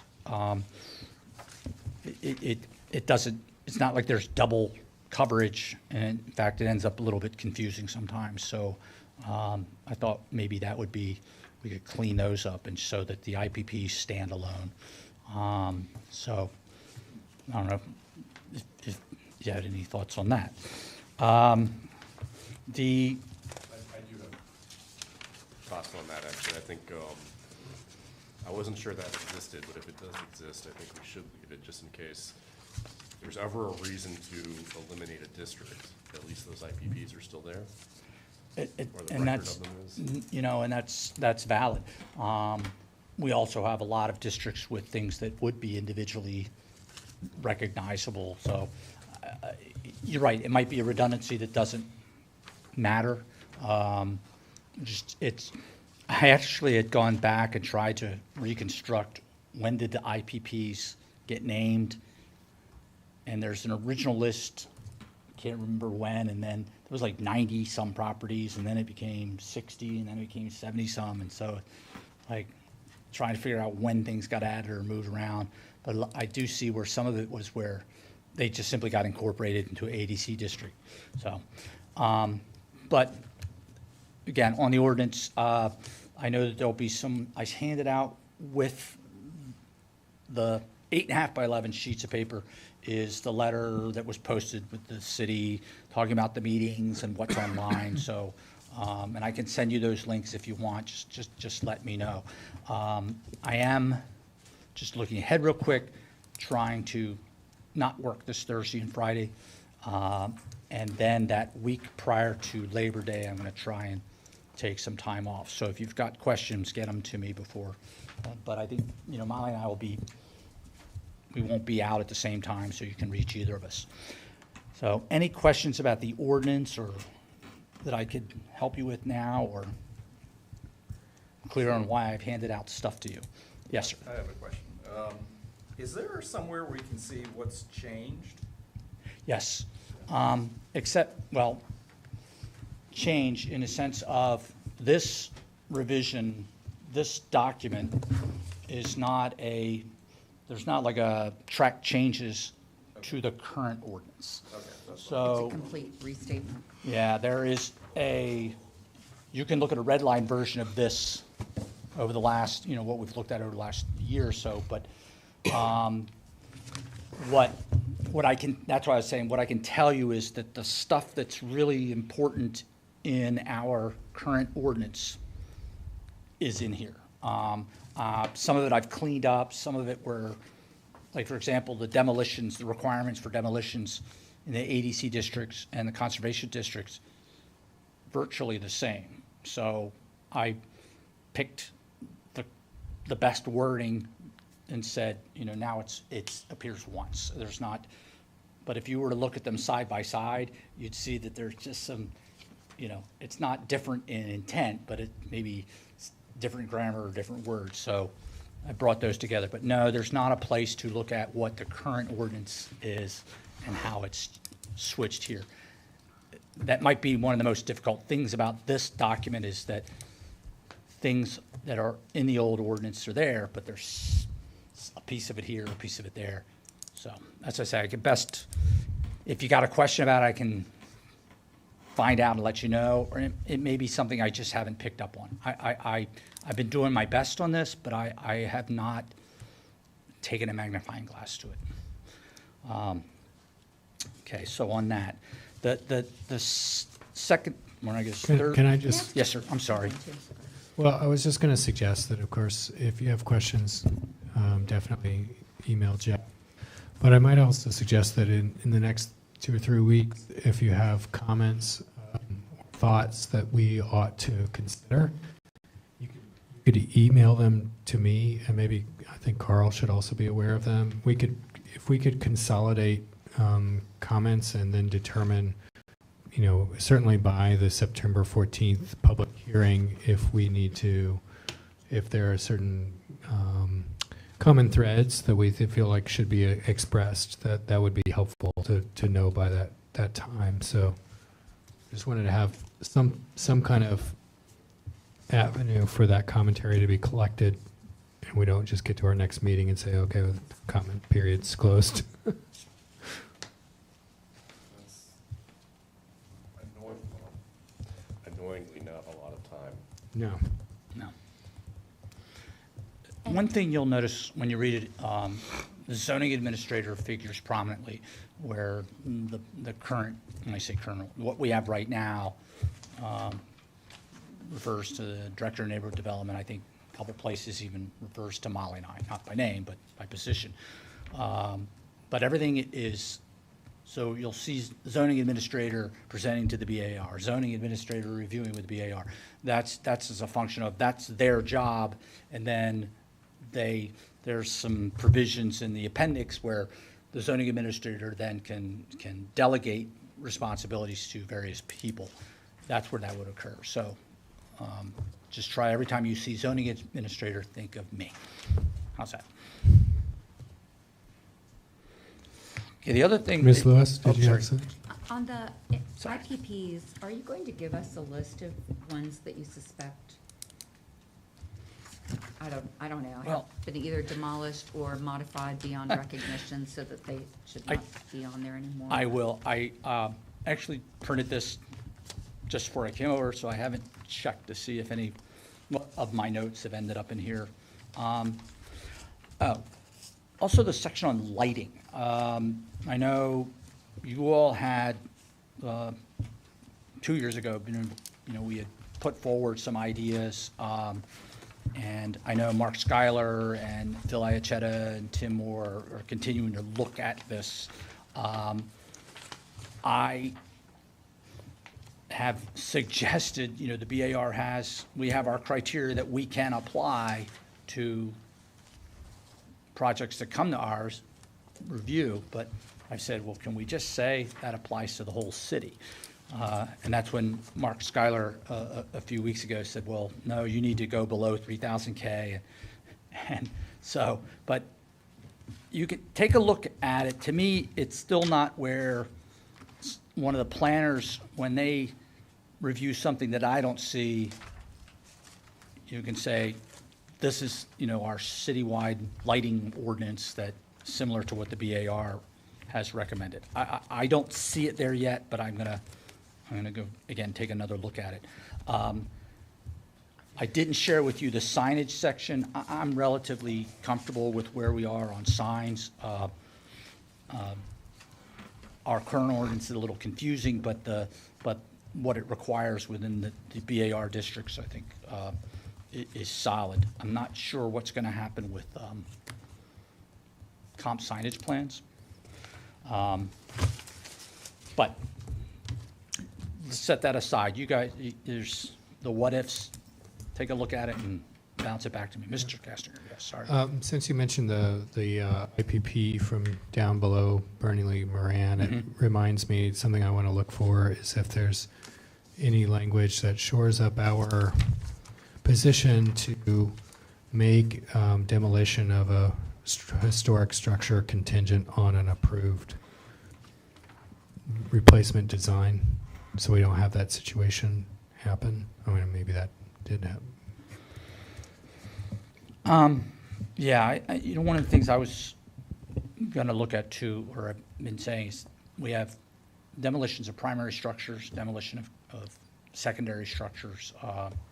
I feel like the conservation districts, it's a little unclear when, if you can't, we review only what's visible, so if it's not visible and they're demolishing it, does it come to us? Try to tighten that up a little bit. Again, I gotta read what the edits are and see what they've come up with. But yes, I'll make sure I take a look at that. I mean, if we're weighing in on that, I think I would actually not support that. I represented the owners of Riverdale, which is the one we're talking about. And it was a nonprofit, and they would not have cared if it got redeveloped. They got to demolish, they were able to, the demolition allowed them a different goal, which as a nonprofit was not redevelopment, it was actually the sale. And the fact that the subsequent buyers never redeveloped it was of little concern to that owner. And I wouldn't have wanted for them to have been denied the demolition because there was a lack of a subsequent plan. I mean, I don't think that'll apply everywhere. I mean, I'm not saying I love to have I wish something else were on that corner, but it's a property, it's also a property rights thing. If somebody wants to buy something and doesn't develop, I mean, there are a lot of other reasons why that corner has not been developed. It could have been by now. I mean, it's not, that one was not, it wasn't, the demolition was a means for a nonprofit to be able to sell it to a buyer who could have developed it. So, anyway. Well, I think the I'm not- short answer to that is it's similar to the conflicts with anything in the ordinance. Appealable to council are approvals, denials, and also approvals with conditions. So even if, It was appealed to council right, and then. so it could be something that's addressed in as a guideline thing where a preference for, but ultimately it's appealable to city council. So whether even, I don't think it could be put in there well, I made a note. Yeah, I'm not suggesting that we would do that in every condition, but certainly there have been places where we have approved a structure and really wanted to make sure that there was something going in its place, and we're not just going to get a big missing hole for 15 years. And I think the discussion we just had in the last half an hour is a good example of that. I mean, I'm not saying, but I would not want it as a condition. I would want it as a factor. If we're dealing with the same property owner who's asking us for a demolition, and we're pretty sure they'll come, they represent that they intend to demolish in order to rebuild, sure, yeah, I think that. But I don't think you can bind every demolition. I mean,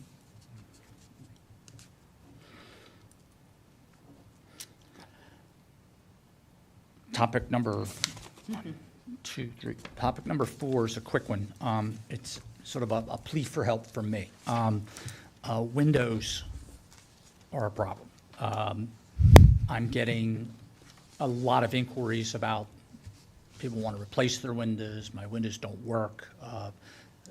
People being our property inspectors, so windows have to be operable, and people will call and say, well, I was told I have to fix these.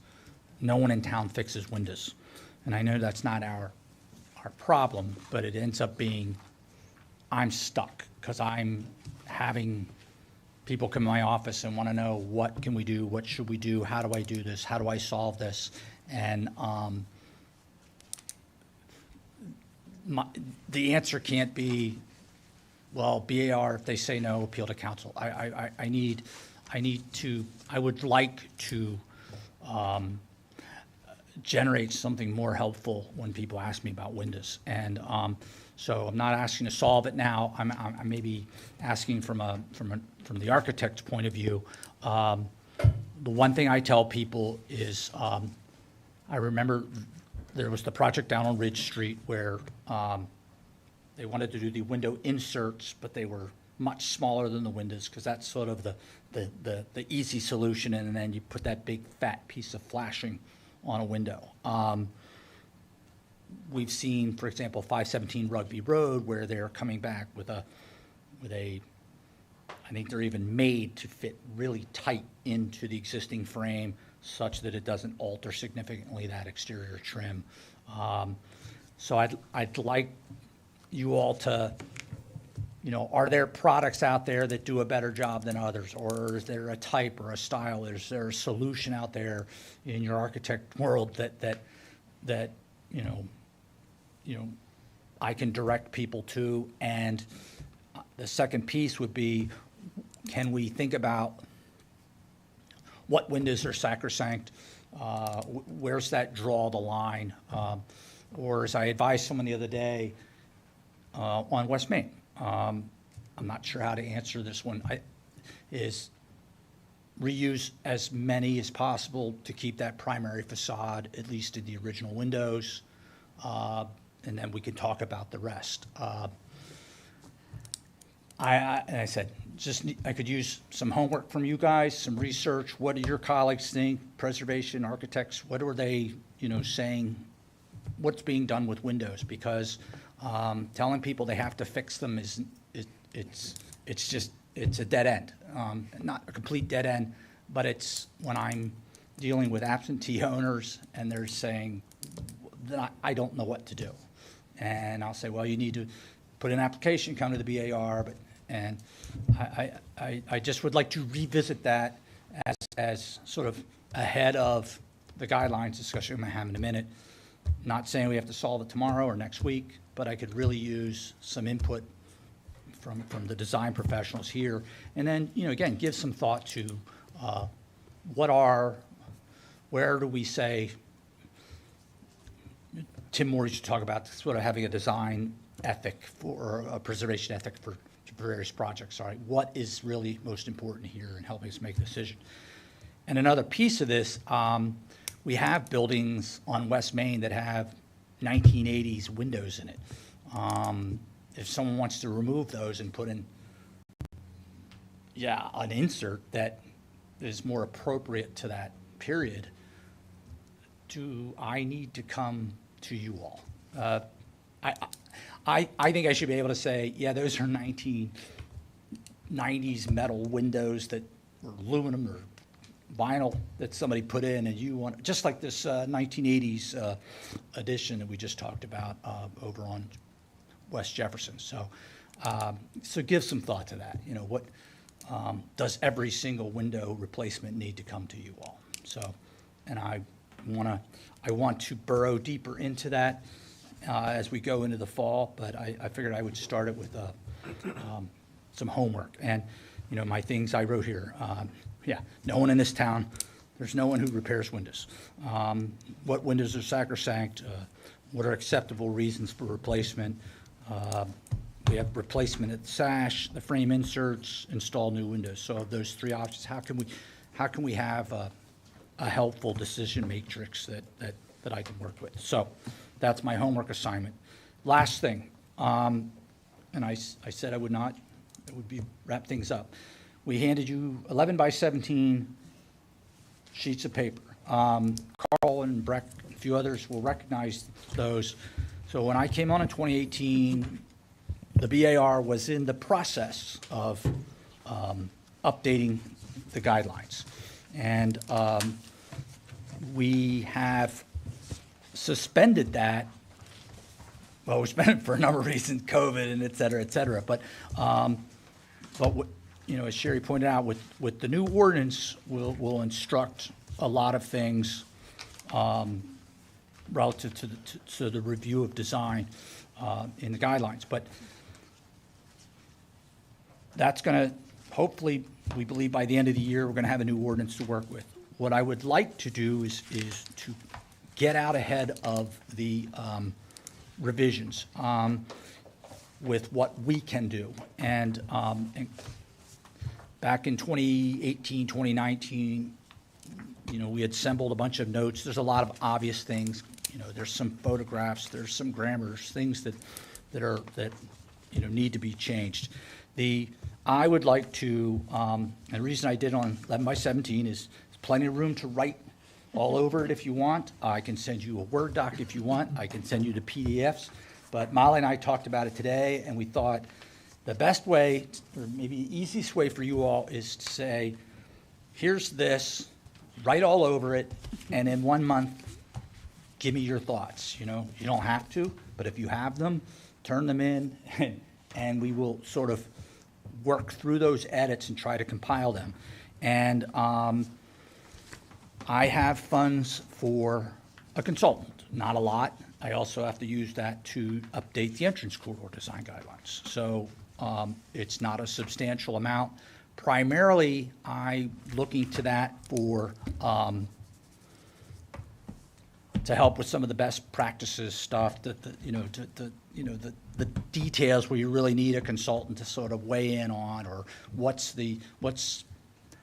how do we make sure we're conforming to state and federal codes and standards, et cetera. But things like, for example, the first thing on my list is Chapter 1, the introduction. Talking about historic preservation of cities, talking about the districts. There's some photos that probably should go. There's some references that maybe need to be updated. But, you know, that's something we can read through and make some reasonable updates on. So I had come up with, you know, if I ask you by the September meeting, give me what you think. You're right all over the Chapter 1. And then by October, I have included in there is Chapter 5, but I'm really interested in the cafe spaces. We've talked about this for too long, but it's, you know, really what can be updated, what can be changed, what stuff are people doing that we're just fine with, but it's not addressed in the guidelines at all. There's nothing in the new code about the cafe spaces, so we can get ahead on that. By November, I put in here the public improvements, and that chapter is a little, it's always been a little confusing to me because it talks about things as if it's all public buildings, but you know, there's stuff in there about murals and art. You know, that's on a private building. So I thought, you know, when we get to that, and I'll bring it up then, is, you know, kind of, can we separate out what are the things that are the city of Charlottesville when it's building something, or Albemarle County in the city, this municipal building, versus somebody's piece of public art or a park versus, you know, a bus kiosk. So that would be, I'm shooting for November. And then the other thing that we handed out, I think, the conservation districts, that's only like 2 or 3 pages. And I'm not talking about there are the specific things to the neighborhoods. We'll get to those. But I think this sort of as a general document, for example, you read it, it really seems to be speaking to new buildings. It doesn't kind of offer a lot for additions or small things or an outbuilding, something like that. So maybe just sort of like, where has it, in its generality, created some stumbling blocks that maybe we could overcome. And then I thought I would say, then shooting to next February, we can review the demolitions section.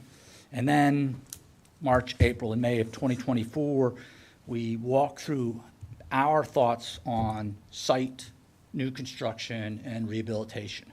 All of that leading towards having a consultant ready to come online and fill in any blanks we need, pull it together, help us with the format, and the most important thing will be, I know City Council will say, have you had your public outreach? Have you met with stakeholders? And so that consultant would help in that capacity. And then maybe my idea would be by October of 2024, we've got something going to council for revised guidelines. That's ambitious, but I just, and again, I should have shared this, my apologies, but that's how I'm thinking about it in 1 month chunks.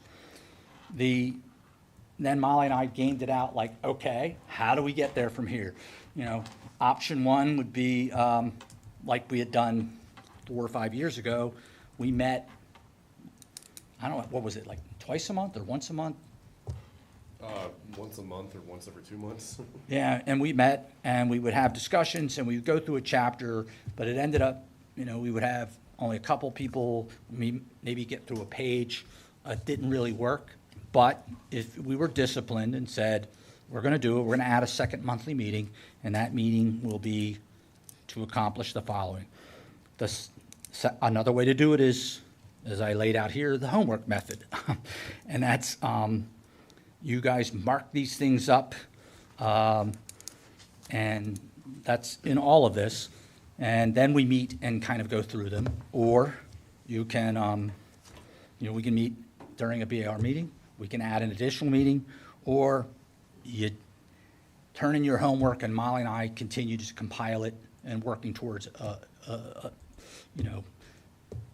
I think she and I are reasonable enough people that we can sort of dissect what you're saying. If there's any conflicts, we discuss them.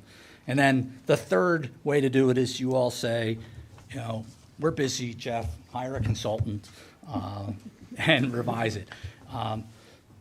Possible, but I don't have that much money. And so those were, like I said, you know, so I think the homework method is ideal, but it's gonna take some discipline from, you know, you all really do need to do the homework, if you're willing. And so that's my sort of what I'm laying out for you all. I don't wanna sound like I'm whining or bitching. We do need to make these changes. The guidelines are supposed to be revised every 5 years. The current guidelines were last revised in, I think, well, Says 12. 2012, but 2017, we added a provision about tents. And so it's, but, you know, we our get out of jail card has been, you know, we've been waiting for the ordinance change. So there will be, and Sherry's right, a lot of those things are going to inform the new construction and rehabilitation. So that's why I'm pushing that until next spring. But some of this stuff is really, a lot of, if we rolled up our sleeves and, you know, I went to my mom's in a mountain for a weekend, we could probably do it. But I don't have that on the list. So do you have any thoughts about that? And that's why I handed all this stuff out to you. Just let's see where the conversation goes. But my ask to you all is, Chapter 1, it would be great if at the next BAR meeting, everyone hands me their notes or whatever format or way you would like to best prepare them and share them. Is that? Should we prioritize that over looking at the development code? No. Unfortunately, I mean, the code seems to be the more pressing. everything's pressing right now. You're right. I mean, I probably could, that's a valid question. Bump, you know, everything, it's not set in stone. I just know that we need to do it, and it's gonna take, you know, whether we start it in October, even November, it's, the methodology in which we do it, I guess, is that okay?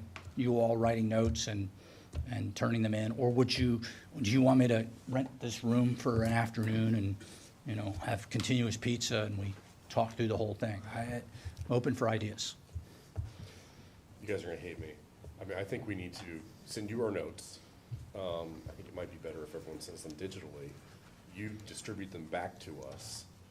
We spend a month reviewing them, and then at the next meeting, we have an hour at the end of our actual work to do discussion on that chapter. I You saying that you- disagree with that part. I concur hate you, with though. disagreement.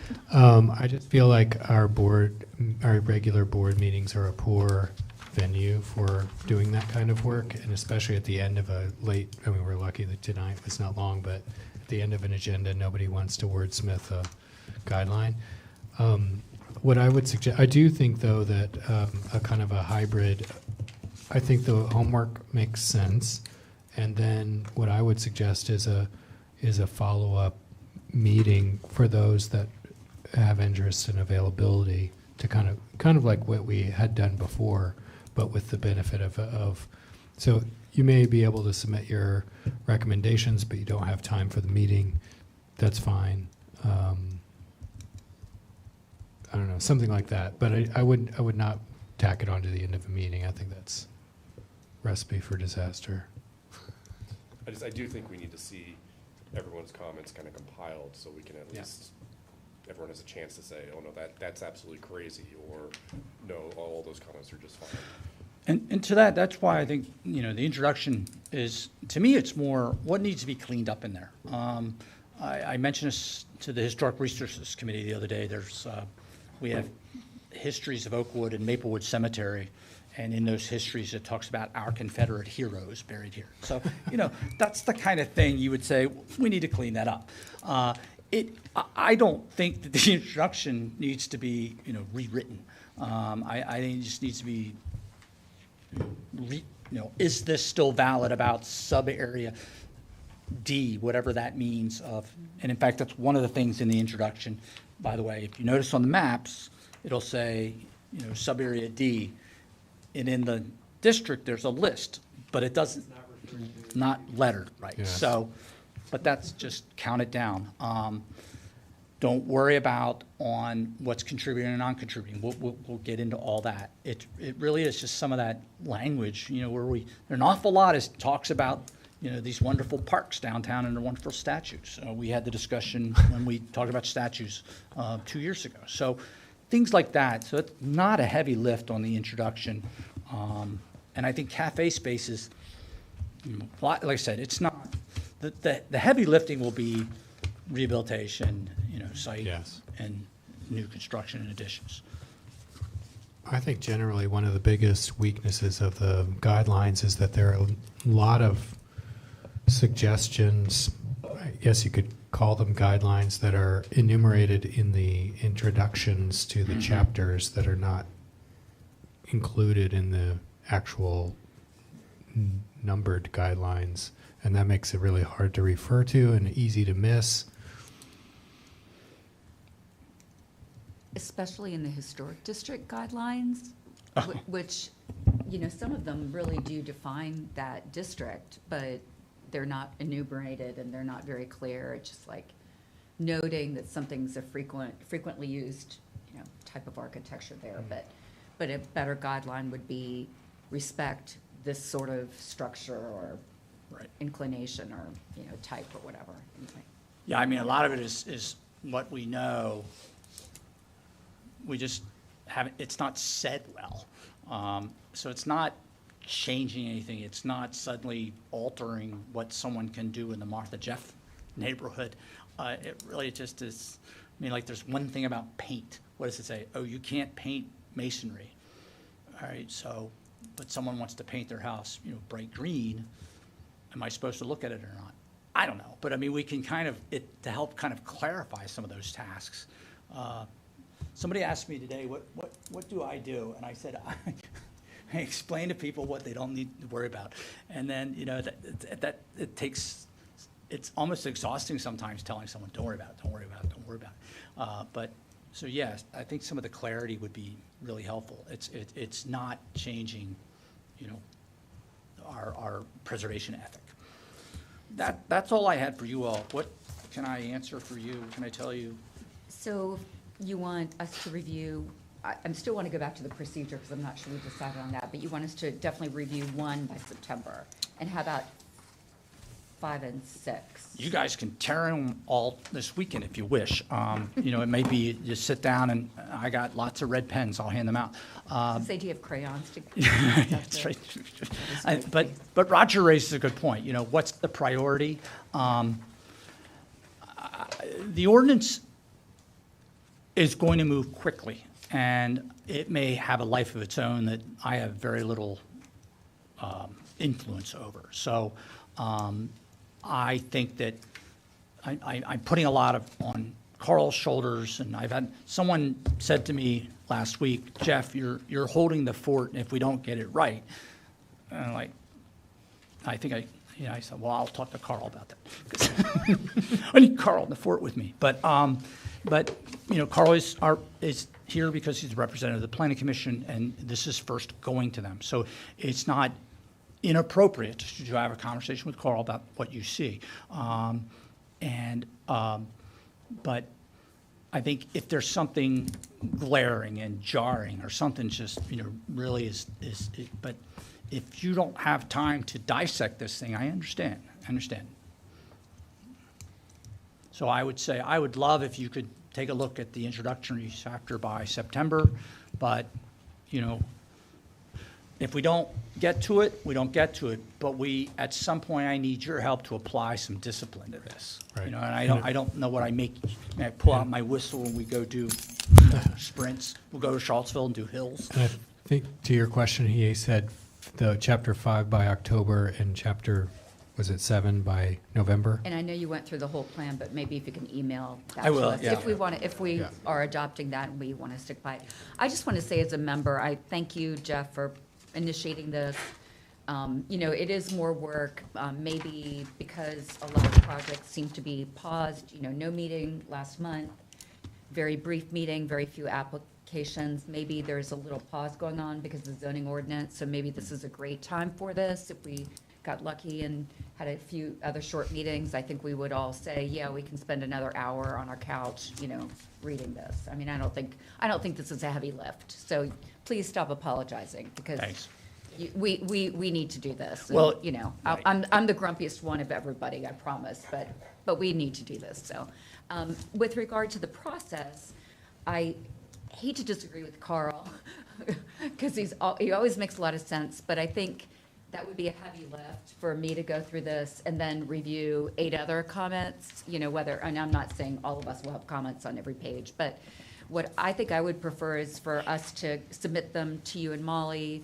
Maybe you have a week or two to suss through them, like if 6 of us say the same thing, then you can get a consensus that, yeah, that's like solidly needs to be changed, or if Sherry's over in a corner by herself saying something should be changed, maybe that means I'm the only one, and maybe it shouldn't. But you could read our comments, kind of do what Carl wanted us to do, you know, develop them into discussion points, and then I would say meet maybe before, after, special session, whatever. And I think there's nothing to substitute for a real deliberative process with people there at the same time, which we haven't really been able, Zoom doesn't allow you to do it very well, but, you know, in the same room, expressing opinions. You hear, you know, I come in dead set, I don't like this chapter at all, and I hear Carl talk, and my opinion is completely flipped because he's made sense and he's completely influenced, you know, what I think. And that's what, I really do believe in that process. So as much as I can mark this up on my own, I still think we should come together and discuss it. And I think it'll go quickly if we're just doing, you know, a chapter a month, or, you know, shorter chapters to a month, or whatever it is. Those are my thoughts. And these are yours, and that's why I maybe overemphasize that you're not required to review the zoning ordinance. But these guidelines are yours, and in fact, the code specifically refers to you all keeping them updated and advising.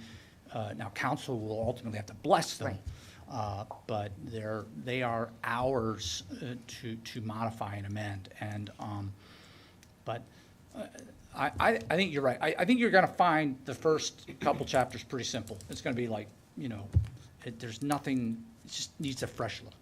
So I think it'll be all right. I agree with Sherry that just a simple, you know, itemizing the comments that we send, and I don't think it even has to be as complicated as, you know, everybody agreed on this one.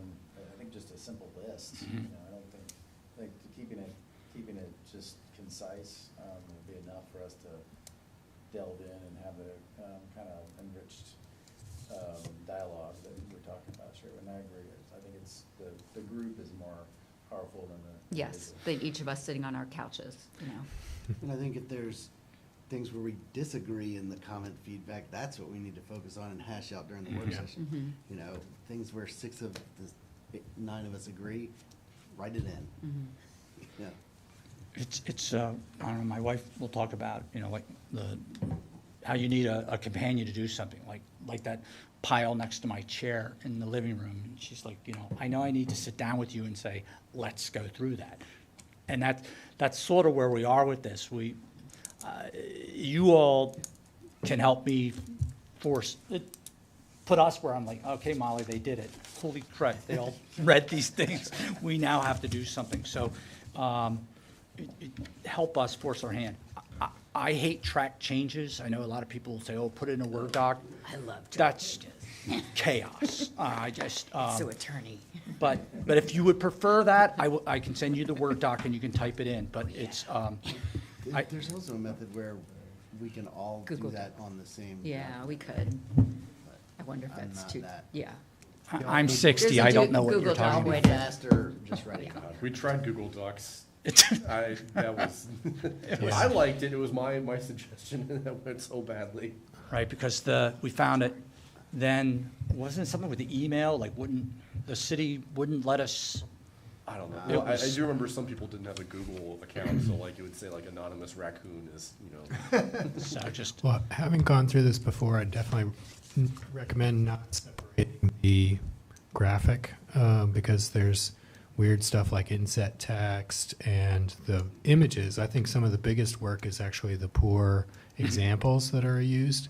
And it would be really helpful for, to make a suggestion of either a better example or definitely don't use this, or, you know, what, you know, that's going to be, for the public, trying to understand what the guidelines mean. The images are really important, and we need to get those right. And there's certainly, you could probably throw out 30% of them right now.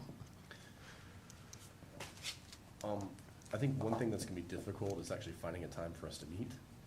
And I think because we do have to meet in public, and it has to be scheduled ahead of time, maybe that's something we start thinking about is, you know, send out some form or something that we can all find dates that work. A recurring date, so that we actually do this every month. problem, and I, you know, Roger did nail it.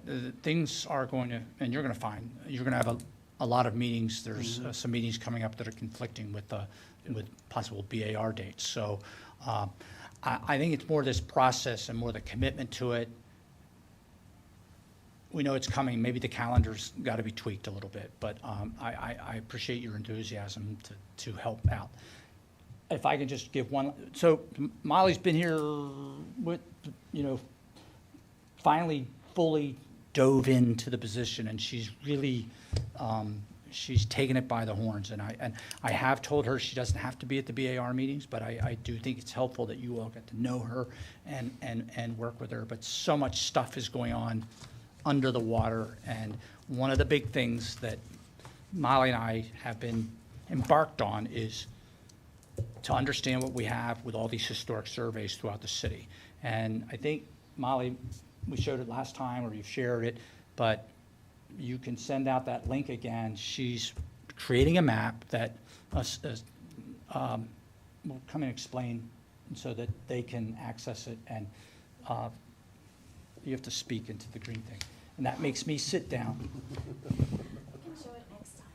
No, just tell them the website and what it is real quick. Okay. So I created a map through Esri. It's through a web. It's a web app, map of the city, and you can select on the structure, and up pops a link, and it will go to the city database where all the historic surveys are. Right now, it's really difficult to kind of go through our site to find those historic surveys. So this kind of makes it easier in my mind. I see things spatially, so it's this historic survey with this structure. And then the second part is kind of doing data validation. Is that structure, has that address changed, or has that building been demolished and there's a new one there? And that's the second part of it. So the first part is just putting all the surveys online. I guess the first part was creating the map, but. That's excellent. Yeah, So I can- excited about that. It actually reminds me, one question that is of interest related to the bus station is that there were two historic structures there that were demolished, presumably to make room for the bus station. It'd be, I don't know if there's any information on those, but that might be interesting. And that's, so this is the map finder here. So it's, to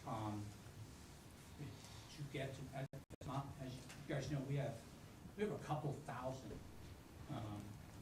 historical surveys, not historical, Okay. of properties. The alleys. And, have names. but see.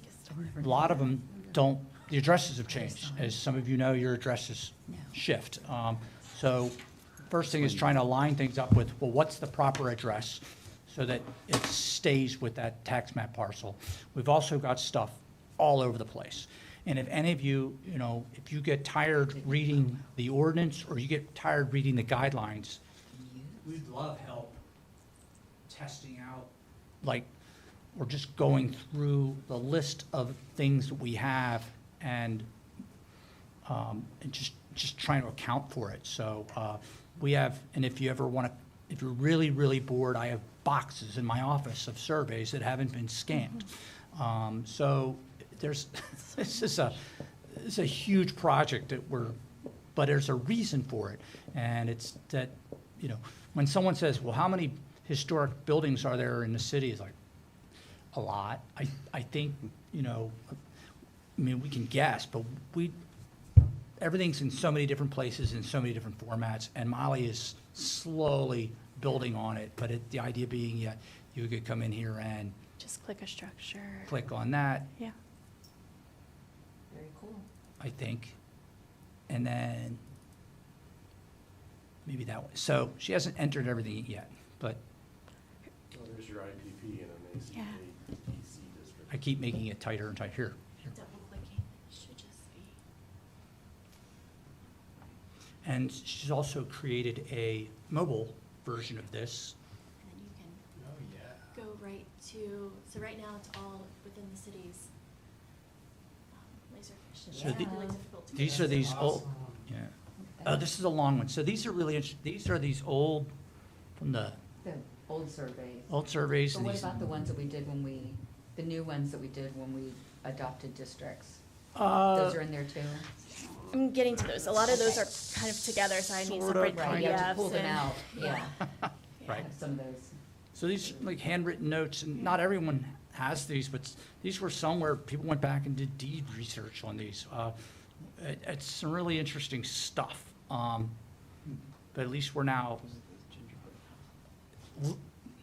making available what we have, and I said, it's a lot of stuff's pretty wild. It's some of these even have, you know, anecdotal notes while they were talking with people about like, oh, you know, so-and-so just said this about it. So, cool stuff. All right. And this is just kind of a start. Like, I envision having this, and then one with maybe old photographs, and then even the bar applications. So everything for your house right there, and you can access it easier. Bravo. Yeah. Yay. So, Thank you for your patience and your time. That's it? Did we Okay. Did we decide when we're gonna meet to talk about Chapter 1. 1? Well, it's going to be sometime after next September's meeting. So it's not gonna be part of the meeting? Well, our homework's due at the meeting. Then they'll take some amount of time after we turn in our homework. Right. So we could revisit that question at the next meeting. Yeah, let's try that. I mean, I threw a lot at you. Doodle poll I'll would circulate my Be a list. good way to. Let's go see down. where we go. You'll send just a homework assignment, Mhm. looking out the next year? I think Roger's point's good. I might bump everything forward a month, and let's just see what the next few weeks bring us with. Applications for September? Yeah, Carl's going to be my barometer. You know, if his patient is there, you know, or if he just says the planning commission schedules, you know, I can't do it. I don't know. You won't even see me next September. That's 'cause right. I think we do have a planning commission work session then. All right, you got us to 7:30, or before 7:30. Do I hear a motion to adjourn? So moved. Second? All right, any opposed can stay here?